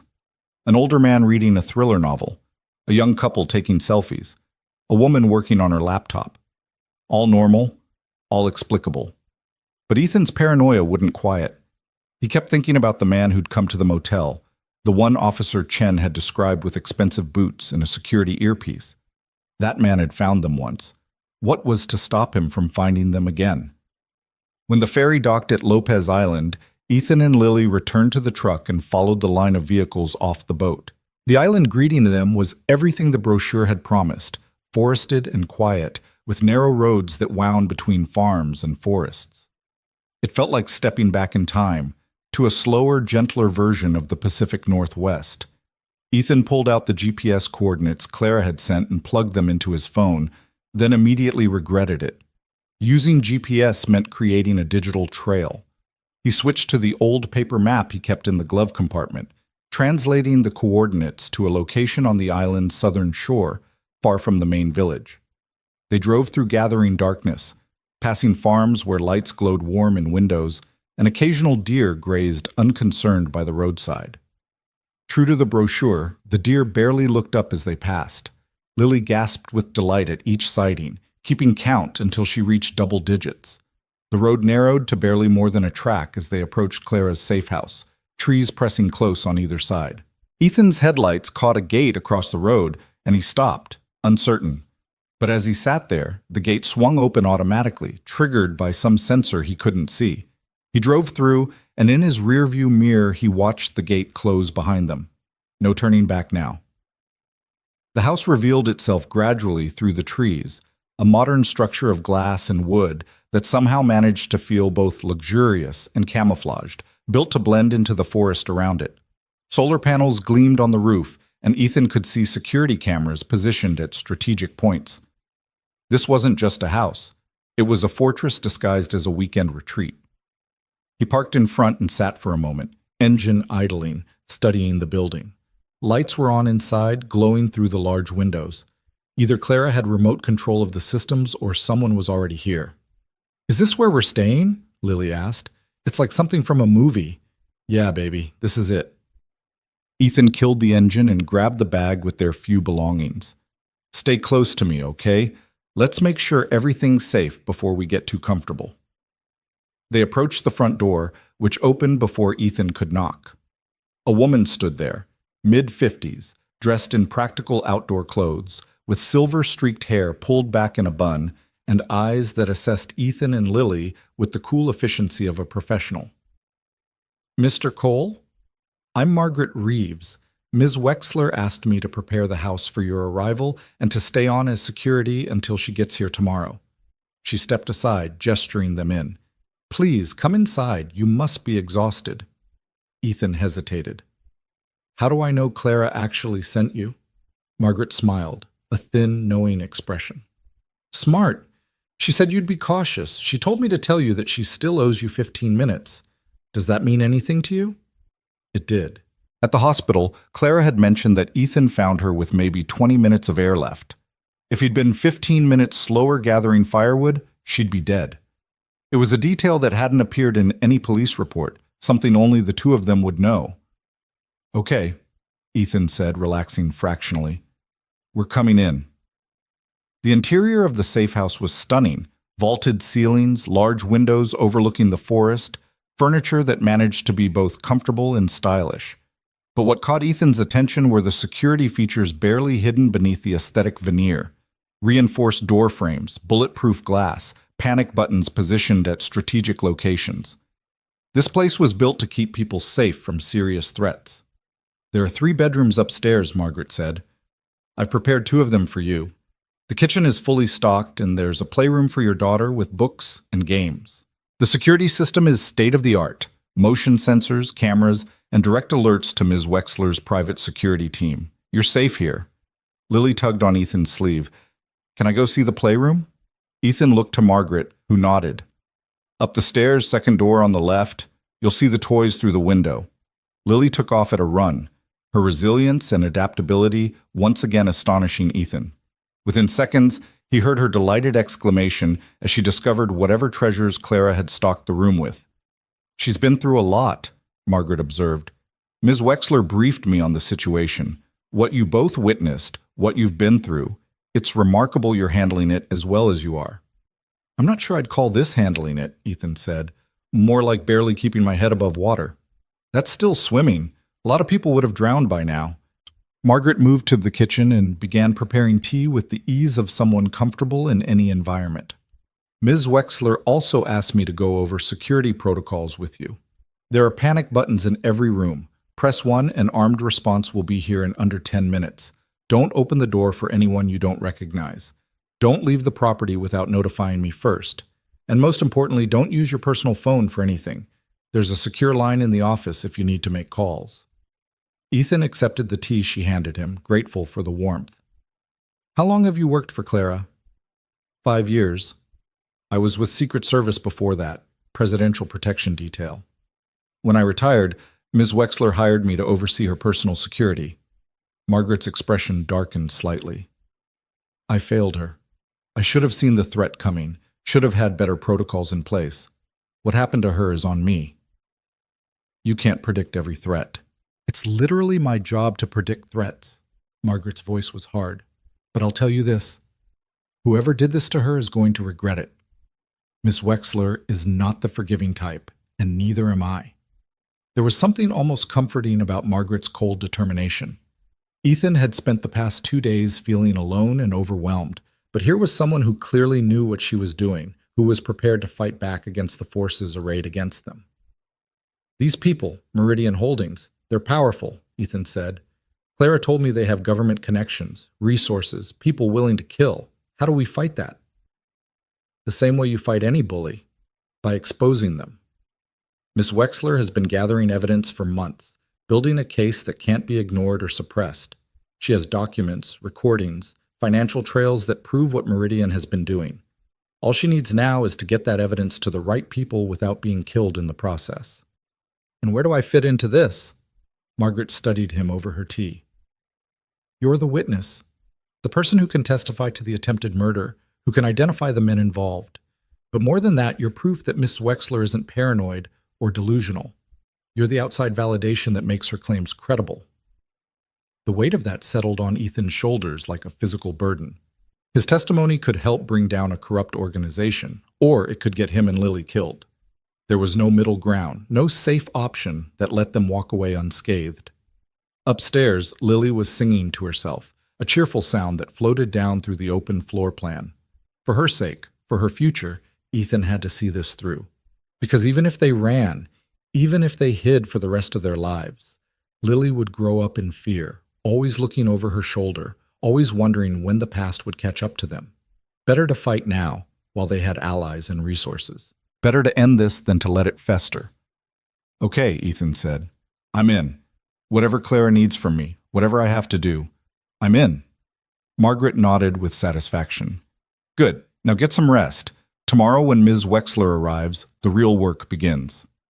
Ethan spent the evening settling Lily into her room, a space that looked like it had been designed specifically for a young girl, with a comfortable bed, shelves full of books, and even a few stuffed animals that Lily immediately adopted.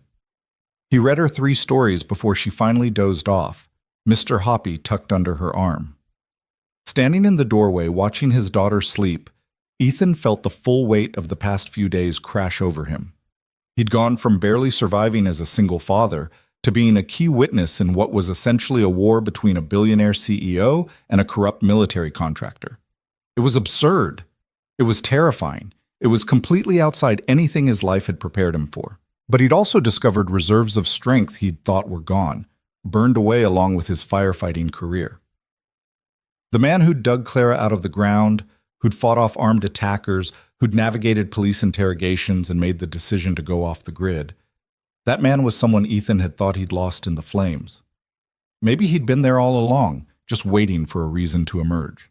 He was heading to his own room when his secure phone buzzed, a message from Clara. Complications resolved. Leaving hospital now. Will arrive at Safe House by noon tomorrow. How is Lily? Ethan typed back. She's adapting, counting deer and excited about sand dollars. How are you? Alive, thanks to you. That's enough for now. Get some sleep, Ethan. Tomorrow we plan how to end this. Sleep came in fits and starts, interrupted by dreams of knocking sounds and hands pressing against glass. Ethan woke several times, each time checking to make sure Lily was still safely asleep in her room, that the security system showed no breaches, that the nightmare was just a dream and not reality bleeding through. Dawn broke gray and misty, the kind of Pacific Northwest morning where the world seemed wrapped in gauze. Ethan showered and dressed, then went downstairs to find Margaret already up and making breakfast. The smell of coffee and bacon was so achingly normal that for a moment Ethan could almost pretend they were just on vacation. Ms. Wexler will be here in about 4 hours, Margaret said, sliding a plate of eggs and bacon across the counter. Eat. You'll need your strength. Lily wandered down soon after, rubbing sleep from her eyes, and Margaret served her the same breakfast with a gentleness that contradicted her tough exterior. They ate together at the large kitchen table, and Ethan found himself relaxing despite everything. There was something about this place, about Margaret's competent presence, that made him feel safe for the first time in days. After breakfast, Ethan took Lily for a walk around the property under Margaret's watchful eye. The safe house sat on about 5 acres of forested land with a trail that wound down to a small rocky beach. Lily's eyes lit up when she saw the water, and she immediately began searching the tide pools for sand dollars and starfish. "Look, Daddy, a purple one!" Ethan crouched beside her, examining the starfish clinging to a rock. "That's pretty cool. Did you know starfish can regenerate their arms if they lose one?" "Really? That's like a superpower." "Nature has lots of superpowers if you know where to look." They spent an hour at the beach, Lily collecting treasures in her pockets, while Ethan kept one eye on the forest and water, still unable to fully let his guard down. But gradually, the peace of the place worked its way into his bones. Birds sang in the trees. Waves lapped gently at the shore. The morning mist burned off to reveal blue sky. It was almost enough to make him forget they were hiding from people who wanted them dead. Margaret met them on the path back to the house. "Ms. Wexler just arrived. She's waiting inside." Ethan felt his pulse quicken. This was it, the moment when they'd move from passive survival to active resistance. He took Lily's hand and they walked together back to the house, her pockets heavy with beach treasures, his mind heavy with what was to come. Clara stood by the floor-to-ceiling windows overlooking the forest, and when she turned to face them, Ethan was struck by the transformation. Gone was the broken woman he'd pulled from the coffin. This Clara was composed, determined, dressed in dark jeans and a sweater that probably cost more than Ethan's truck. But her eyes still carried shadows of what she'd endured. "Ethan," she said, her voice warm, "thank you for coming. And you must be Lily. Your dad has told me what a brave girl you are." Lily hid partially behind Ethan's leg, suddenly shy. "Hi." "I have something for you," Clara said, producing a small box. "A thank you gift for sharing your dad with me. Would you like to see?" Lily looked up at Ethan, who nodded permission. She approached Clara slowly and accepted the box, opening it to reveal a delicate bracelet made of sea glass in various colors. Lily's face lit up. "It's beautiful." "I'm glad you like it. The sea glass comes from beaches right here on the island. Each piece is unique, shaped by the ocean over many years." Clara helped Lily fasten the bracelet, then looked up at Ethan. "Can we talk? Margaret can take Lily back to the playroom if that's all right." Ethan squeezed Lily's shoulder. "Go ahead, baby. I'll come check on you in a little bit." After Lily left with Margaret, Clara gestured to the comfortable couches arranged around a fireplace. "Please, sit. We have a lot to discuss." Ethan sat, and Clara settled across from him, her movements careful in a way that reminded him she was still recovering from her ordeal. For a moment neither spoke, the weight of shared trauma hanging between them. "How are you really?" Ethan asked finally. "Terrified," Clara admitted.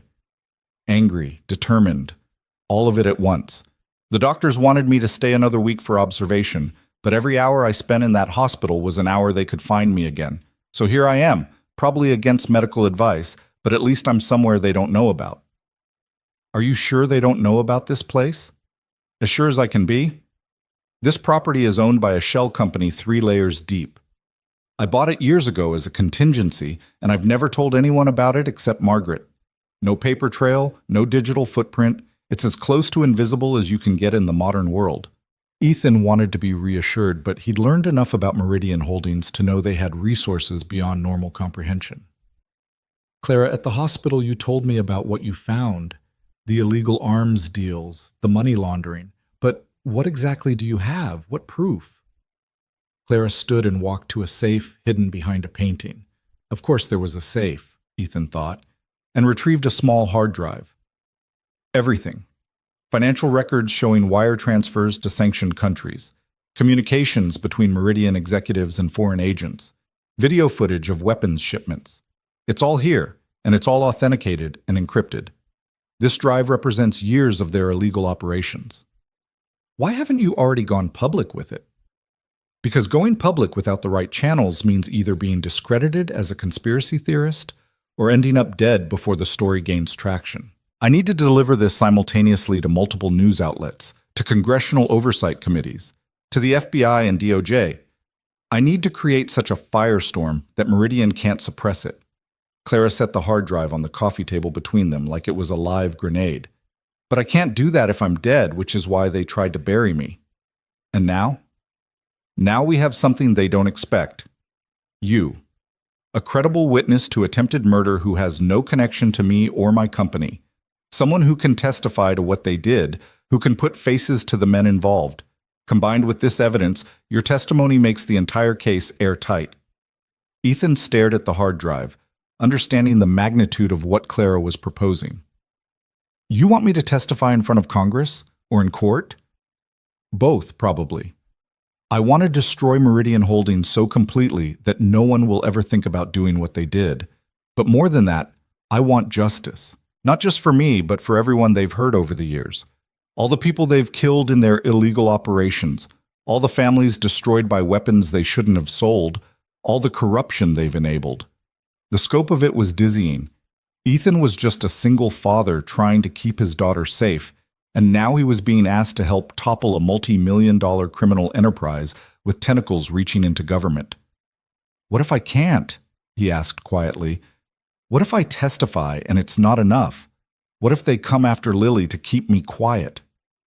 Clara's expression softened. Then I'll use every resource I have to protect her. I'll set you both up with new identities, new lives, all the money you'll ever need. But Ethan, I truly believe this is our best chance at safety. Running means living in fear forever. Fighting back means maybe, just maybe, ending the threat permanently. And if we lose, if they're more powerful than we think, then at least we went down fighting. Clara leaned forward, her intensity burning through her physical exhaustion.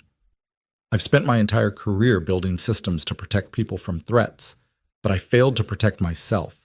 I let them catch me, let them bury me, let them almost win. You gave me a second chance at life, Ethan. Now I want to use that chance to make sure they can never do this to anyone else. Ethan thought about Lily, about the life he wanted for her. A life free from fear, where she didn't have to look over her shoulder or wonder if the bad men were coming back. Clara was offering a path to that life, dangerous as it was. Okay, he said, the word feeling both heavy and liberating. Tell me what you need me to do. Clara smiled, a real smile, the first he'd seen from her. First, we document everything. I'll record your full testimony on video, every detail you remember. Then we coordinate with journalists I trust, with my contacts at the FBI who aren't compromised, with congressional staffers who've been investigating military contractors. We build an overwhelming case. How long will that take? A few days for the prep work, then we go public simultaneously across multiple channels. After that, Clara's smile turned grim. After that, all hell breaks loose, and we'd better be somewhere very safe when it does. Margaret returned then, Lily in tow. We have a situation. Perimeter sensors just picked up a vehicle approaching on the access road. No one should know about this road. The piece shattered like glass. Ethan was on his feet instantly, moving toward Lily. Clara grabbed the hard drive and moved toward the safe. How far out? Clara demanded. 2 minutes, maybe less. Do we evacuate? Margaret shook her head. The access road is the only way out. If they're hostile, we'd be driving straight into them. Better to ford up here. The house is designed for this. Ethan picked up Lily, who'd gone very quiet and still in his arms. What do we do? Safe room, Clara said, pointing to a door Ethan had assumed led to a closet. It's reinforced, has its own air supply and communications. If they breach the house, you take Lily there and lock yourselves in. Margaret and I will handle the rest. I'm not hiding while you fight, Ethan protested. You're protecting your daughter, Margaret said firmly. That's not hiding. That's the most important job here. Through the windows, Ethan could see headlights approaching through the trees. His heart hammered against his ribs. After everything, the escape from the cabin, the ferry ride, the false sense of safety, they'd been found anyway. Clara moved to a control panel and tapped a series of commands. Heavy steel shutters began descending over the windows with a mechanical whir. Lights flickered to backup systems. The house was transforming from a peaceful retreat into the fortress it had always been designed to be. "Margaret, identify that vehicle," Clara commanded. Margaret was already at a security monitor pulling up camera feeds. She zoomed in on the approaching car, a black sedan, expensive but not the same SUVs from the cabin. The driver was alone, and as the cameras caught the face, Margaret relaxed slightly. "Stand down. It's Thomas." "Thomas?" Clara's tension eased. "What's he doing here?" "I called him this morning, told him about the situation. He must have decided we needed backup." The sedan pulled up to the house and a man emerged, late 30s, built like someone who'd spent time in military service, moving with the casual confidence of a professional. He looked up at the cameras and held up his credentials. Clara opened the front door remotely, and the man entered, his eyes immediately scanning the room and assessing threats. When he saw Clara, relief flooded his features. "Ma'am, I came as soon as I heard. Are you all right?" "I'm fine, Thomas. This is Ethan Cole and his daughter Lily, the ones I told you about. Ethan, this is Thomas Briggs, head of my personal security team." Thomas extended a hand to Ethan, his grip firm and professional. "Mr. Cole, Margaret briefed me on what you did for Ms. Wexler. Thank you. Not many civilians would have had the courage." "I just did what anyone would do," Ethan said, though he knew it wasn't true.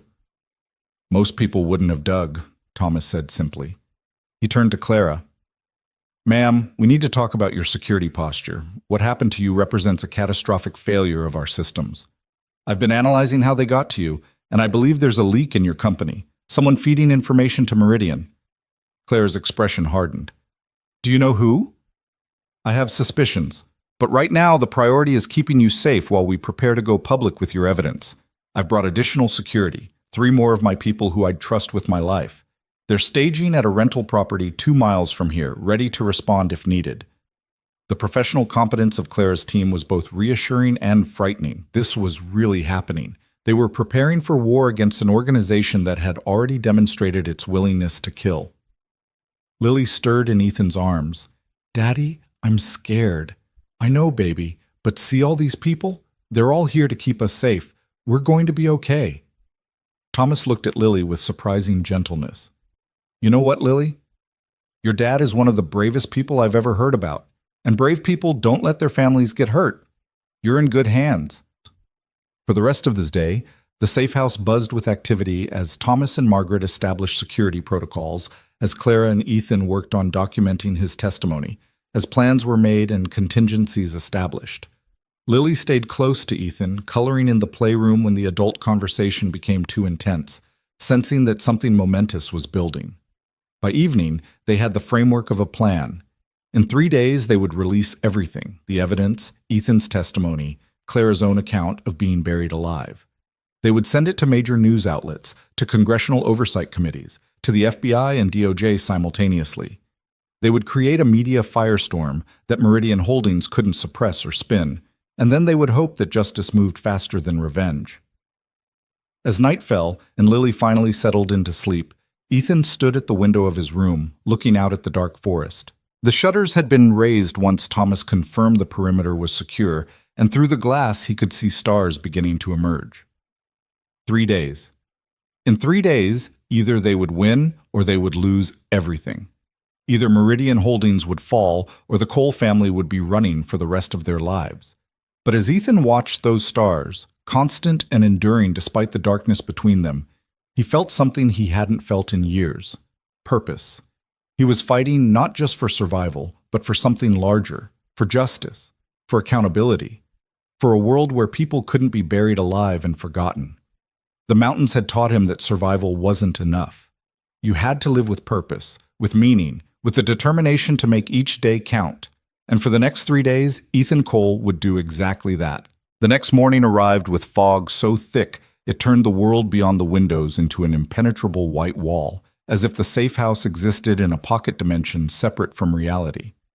Ethan woke to find Lily already up and sitting cross-legged on her bed, arranging her beach treasures from yesterday in careful rows on the nightstand. Shells organized by size, sea glass sorted by color. The bracelet Clara had given her positioned like a crown jewel among the collection. "Morning, sweetheart," Ethan said, his voice rough with sleep and the remnants of dreams he couldn't quite remember but knew had been troubled. The world disappeared, Lily said, pointing at the window where only white existed. Like we're inside a cloud. It's just fog. It'll burn off when the sun gets higher. I know, but it's like we're invisible. Like the bad people couldn't find us even if they tried because we're hidden in magic. Ethan sat on the edge of her bed, struck by her ability to find wonder even in circumstances that would break most adults. You might be right about that. Maybe this island has a little magic after all. Downstairs, the safe house had transformed into something resembling a military operations center. Thomas had brought in equipment overnight, laptops, secure communication systems, what looked like tactical gear stored in hard cases. Margaret was at one of the laptops, her fingers flying over the keyboard as she monitored something Ethan couldn't identify. Clara sat at the dining table with Thomas, papers and files spread between them, their conversation low and intense. Clara looked up when Ethan and Lily appeared on the stairs. Good morning. Did you sleep? Some, Ethan said, which was generous. He'd managed maybe 4 hours broken into 20-minute segments, jerking awake each time convinced he heard knocking sounds, or footsteps, or Lily crying out. What's all this? Final preparations, Thomas said. We're moving up the timeline. Originally we planned to wait 3 days, but new intelligence suggests Meridian knows Ms. Wexler survived. They're actively searching for her, which means we need to go public before they find us. Ethan felt his stomach drop. How much are we moving it up? Tomorrow night, Clara said. I know it's fast, but we don't have a choice. Every hour we wait is an hour they're getting closer. Margaret looked up from her laptop. We've confirmed at least 3 teams deployed to the Pacific Northwest. They're questioning people, bribing ferry workers, checking hotels and rental properties. They're thorough and they're motivated. It's only a matter of time. Lily tugged on Ethan's hand, sensing the tension in the room, even if she didn't understand the specifics. Daddy, can we have breakfast? Of course, baby. Ethan looked at Clara. Can we talk after? About what tomorrow night means? What you need from me? Absolutely. Take care of your daughter first. The war can wait 20 minutes. Ethan made pancakes while Lily sat at the kitchen counter and told him elaborate stories about the sea glass in her bracelet, where each piece had come from, what adventures it had experienced before the ocean had tumbled it smooth. Her imagination was boundless, turning simple debris into treasures with histories spanning decades and continents. Ethan let her words wash over him, grateful for the normalcy of making breakfast and listening to his daughter's stories, even as part of his mind churned through everything that needed to happen in the next 36 hours. After Lily was settled in the playroom with a movie, Ethan returned to the dining table where Clara had cleared away everything except a tablet and a small stack of folders. She looked exhausted, dark circles under her eyes that makeup couldn't quite hide, but her determination burned as bright as ever. How much do you know about how the news cycle works? Clara asked. Ethan shook his head. Not much. I watch the local news sometimes, but that's about it. Then let me give you the crash course. In the modern media environment, timing is everything. Release a story at the wrong moment, and it gets buried under other news. Release it right, and it explodes across every platform simultaneously. Clara pulled up a calendar on her tablet. Tomorrow night, we're releasing everything at 8 p.m. Eastern Time. That's 5 p.m. here, right as the evening news cycles are starting. We're coordinating with 4 major newspapers, 3 network news divisions, 2 online investigative journalism outlets, and sending the full evidence package to 6 different congressional committees. All at once? All at once. That's the only way to make sure it can't be suppressed. Meridian has influence over individual news organizations and politicians, but they can't control everyone simultaneously. By the time they realize what's happening, the story will be everywhere. Thomas joined them, setting down a laptop showing what looked like a presentation. We've also prepared a video statement from you, Mr. Cole. Your testimony about finding Ms. Wexler, the chase, the men who tried to kill you, it's powerful stuff.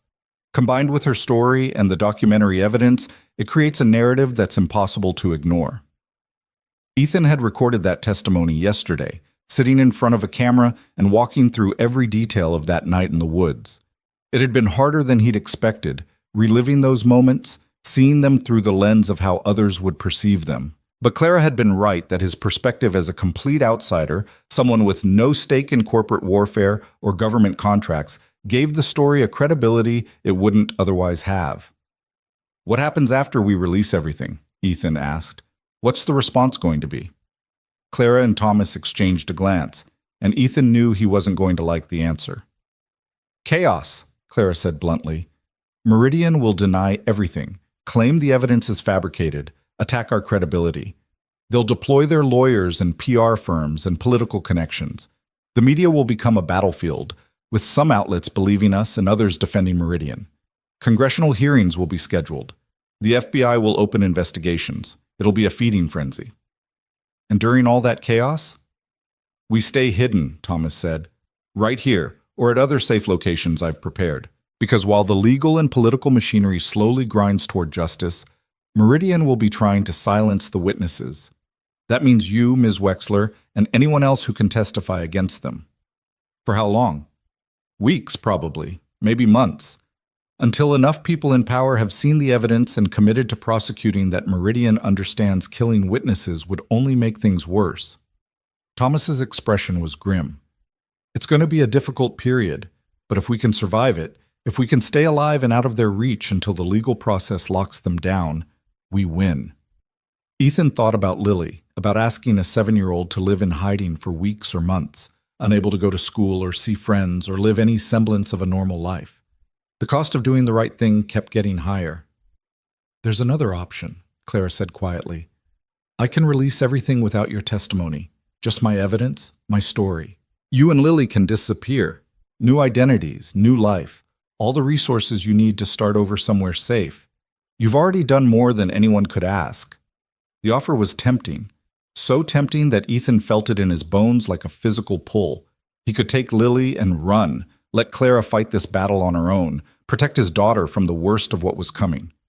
But he knew he couldn't. Because running meant Lily would grow up knowing her father had walked away when things got hard, had chosen safety over justice. And what kind of lesson was that? What kind of man would he be? "No," Ethan said. "We're seeing this through, together, whatever it takes." Clara's eyes shimmered with something that might have been tears. "Thank you. You have no idea what that means to me." "I think I do. You didn't give up when they buried you. You kept knocking, kept fighting, kept breathing. That's what we're doing now, just on a bigger scale." Margaret called out from her position at the laptops. "We have movement. Security cameras picked up a boat near the southern shore, just sitting there. Could be fishermen, but the timing's suspicious." Thomas was at her side immediately, studying the monitor. "How long has it been there?" "About 20 minutes. Haven't seen any fishing activity, no lines in the water, just drifting." "Run the registration." Margaret's fingers flew over the keyboard. "It's a rental out of Friday Harbor. Rented yesterday afternoon to a James Morrison. Running that name now." Ethan moved to where he could see the monitor. The boat was maybe a quarter-mile offshore, a standard fishing vessel that could belong to anyone. But something about the way it sat in the water, motionless despite the current, made his skin crawl. "Name's fake," Margaret announced. "James Morrison doesn't exist in any database I can access. The credit card used for the rental is flagged as possibly fraudulent." "They found us," Clara said, her voice tight. "We need to assume that boat is surveillance, which means they know we're here, and they're planning their approach." Thomas was already moving, pulling out his phone and making calls. "I'm bringing in the rest of my team. We need to establish a perimeter and prepare for possible assault." "Assault?" Ethan felt his heart rate spike. "You mean they might attack the house?" "If they're desperate enough, yes. These people buried Miss Wexler alive. They shot at you and your daughter. They've already demonstrated they're willing to use extreme violence." Thomas's voice was calm but firm. "We need to prepare for the worst-case scenario." Ethan thought of Lily in the playroom, innocently watching a movie while armed men might be preparing to storm their location. The juxtaposition of childhood innocence and adult violence made him feel sick. "I need to get Lily to the safe room," Ethan said. "Not yet," Margaret countered. "If this is just surveillance, moving her now might tip them off that we've noticed them. We need to act normal while we prepare." "Normal?" Ethan's voice rose. "How am I supposed to act normal when there's a boatload of killers watching us?" Clara placed a hand on his arm. "By trusting us. Thomas and Margaret have handled situations like this before. Let them do their jobs while you focus on keeping Lily calm and ready to move if necessary. It went against every protective instinct Ethan had, but he forced himself to nod. He returned to the playroom where Lily was sprawled on the floor, completely absorbed in her movie. She looked so small, so vulnerable, so utterly unprepared for the darkness that adult choices could bring into a child's life. "Hey, sweetheart," Ethan said, sitting down beside her. "I need to talk to you about something." Lily paused the movie and turned to him, her expression immediately serious. "Are the bad men coming?" The question hit Ethan like a punch. Lily had learned to read situations, to understand when adults were scared even if they tried to hide it. She'd grown up too fast, learned too young that the world contained threats that even parents couldn't always stop. "We're not sure," Ethan said honestly. "But Clara's security people are very good at their jobs, and they're making sure we're safe. I need you to do something for me, though. If I tell you we need to go to the safe room, that special room Clara showed us, I need you to go quickly and without asking questions. Can you do that? Will you be with me?" "Every second. I'm not leaving you, Lily. Not ever." Lily nodded, her small face set with a determination that broke Ethan's heart. "Okay, Daddy. I'll be brave." "You're already the bravest person I know." They sat together watching the movie, Ethan only half paying attention, his ears tuned to the sounds from the main room where Thomas was coordinating with his team. He heard phrases like defensive positions and evacuation routes and rules of engagement, each one ramping up his anxiety another notch. An hour passed, then two. The boat remained offshore, not moving, not fishing, just existing as a silent threat. Thomas's additional security arrived, 3 more professionals who looked like they could handle themselves in any situation. They took up positions around the property, turning the safe house into an actual fortress. Ethan tried to keep Lily entertained, playing board games and reading books, but his mind was elsewhere. He kept thinking about that night in the woods, about the sound of bullets hitting his truck, about how close they'd come to dying. That could happen again. Here, today. Clara joined them in the playroom around noon, her presence a welcome distraction. "Mind if I hang out with you two for a bit?" The tactical discussions were getting a little intense. "Please," Ethan said. "We could use the company." Clara sat down with them, and to Ethan's surprise, she was wonderful with Lily. She asked about the sea glass bracelet, admired Lily's collection of beach treasures, and even got down on the floor to help build an elaborate tower out of blocks. For a little while, the weight of what they were facing lifted, replaced by simple human connection. "You're good with kids," Ethan observed. Claire's expression flickered with something sad. "I always wanted children. But building a company takes everything you have. I kept telling myself there would be time later, after the business was stable, after I'd achieved certain goals. And then suddenly I was 37 and single and running a company worth hundreds of millions, and the opportunity had passed. It's not too late. Maybe. If I survive this." Clara helped Lily place another block on the increasingly precarious tower. "You know what being buried alive teaches you? That all the money and success and achievement in the world means nothing if you die alone in the dark. The only thing I thought about in that coffin was regret. All the things I'd sacrificed in pursuit of goals that suddenly seemed meaningless." "But you also built something that matters," Ethan said. "Your company protects people, keeps them safe from threats. That's not meaningless." "No, but I lost balance. Let the work become everything at the expense of relationships, family, life itself." Clara watched Lily carefully position a block. "You have something precious here, Ethan. Don't let anyone take that from you. Don't let the pursuit of justice or revenge or anything else cost you what really matters." Before Ethan could respond, Margaret's voice cut through the house.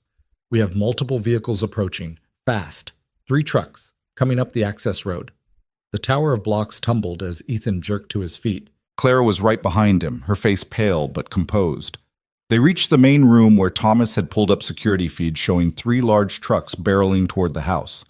"Safe room, now," Thomas commanded. "Margaret, lockdown protocols. Everyone else, defensive positions." Ethan scooped up Lily and ran for the safe room, Clara right behind them. The door was hidden in what looked like a wall panel, and it swung open at Clara's touch to reveal a small but well-equipped space, reinforced walls, its own air system, communication equipment, and enough supplies to last days if necessary. Inside, Clara urged, but Ethan hesitated. You're coming too, right? In a moment. I need to help Thomas with the security systems. Get Lily settled, and I'll be right there. Ethan wanted to argue, wanted to insist they all go in together, but Lily was crying now, frightened by the sudden panic, and his first duty was to her. He carried her inside the safe room and set her down on the small cot against one wall. It's okay, baby. We're safe in here. Nothing can hurt us. Through the open door, he could see chaos in the main room. Thomas and his team were moving with military precision, weapons drawn, communicating in rapid shorthand. Margaret was at the security controls, her face illuminated by multiple monitors showing the approaching trucks. The trucks screeched to a halt outside the house. Men poured out, 6, 8, 10 of them, all armed, all moving with the coordination of a trained assault team. They wore tactical gear but no identifying marks, their faces partially obscured by dark glasses and ball caps. One of them raised a bullhorn. Clara Wexler, we know you're in there. Come out peacefully, and no one else needs to get hurt. Thomas positioned himself by the reinforced door, his weapon ready but not visible through the armored windows. They're not getting in without serious explosives. The question is whether they have that kind of firepower. Even if they do, police response time is 20 minutes, Margaret said. I've already triggered the silent alarm. Local sheriff and state police are en route. The man with the bullhorn tried again. Ms. Wexler, you're only making this harder on yourself. We just want to talk, to hear your side of things. Come out and we can resolve this peacefully. They're lying, Clara said flatly. They're here to kill everyone and destroy the evidence. That's the only way this ends for them. Ethan pulled Lily close, covering her ears even though he knew she could still hear everything. This was a nightmare, the exact scenario they'd tried so hard to avoid. But they were trapped now. No way out except through the armed men surrounding the house. One of the attackers approached the front door, carrying something in his hands. Thomas tensed. Breaching charge! Everyone down! The explosion was deafening even through the reinforced walls. Lily screamed, and Ethan covered her body with his own as debris and sound washed over them. When he looked up, smoke filled the main room, but the door had held, dented and scorched, but still intact. Return fire, Thomas commanded, and suddenly the safe house erupted with the sound of gunshots. Thomas's team fired through reinforced gun ports designed into the walls, laying down suppressive fire that forced the attackers to take cover behind their trucks. Clara, get in the safe room now, Thomas shouted. But Clara was at the security controls with Margaret, doing something on the laptop that Ethan couldn't see. Not yet. I'm uploading everything to the cloud, to backup servers they can't access. If we die here, the evidence survives. Upload faster! The attackers regrouped and opened fire on the house, bullets pinging off reinforced windows and walls. The sound was like being inside a hailstorm made of metal and death.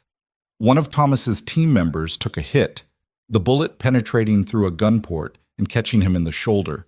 He went down hard, and another team member dragged him away from the line of fire. 57% uploaded, Clara announced, her voice steady despite the chaos. We don't have time for 100%. Thomas fired another burst through the gun port. Get in that safe room. Ethan couldn't just sit there anymore. He settled Lily on the cot, looked her in the eyes, and said, Stay right here. Don't move. Don't make a sound. I'll be right back. Daddy, no. I have to help them, baby. I love you. He left her there, every instinct screaming at him to stay, but unable to remain passive while people fought to protect them. He ran to where the wounded security guard lay, pressing his hands against the shoulder wound to slow the bleeding. His firefighter first aid training kicked in, muscle memory guiding his actions. 73%, Clara called out. Another explosion rocked the house. A second breaching charge, this one on the back door. Thomas split his team, sending 2 to cover the new threat while he maintained the front. They're trying to flank us, Margaret said, her voice tight. If they breach both doors simultaneously, they won't. Thomas's certainty was absolute. Those doors are rated for military assault. They'd need heavy explosives we'd have detected them bringing. 88%. The firefight intensified. Ethan finished bandaging the wounded guard as best he could, then looked around for how else he could help. Clara was still at the laptop, her fingers flying over the keys even as bullets struck the walls around her. Margaret coordinated communications with the police, giving them real-time updates on the situation. In the distance, sirens began to wail.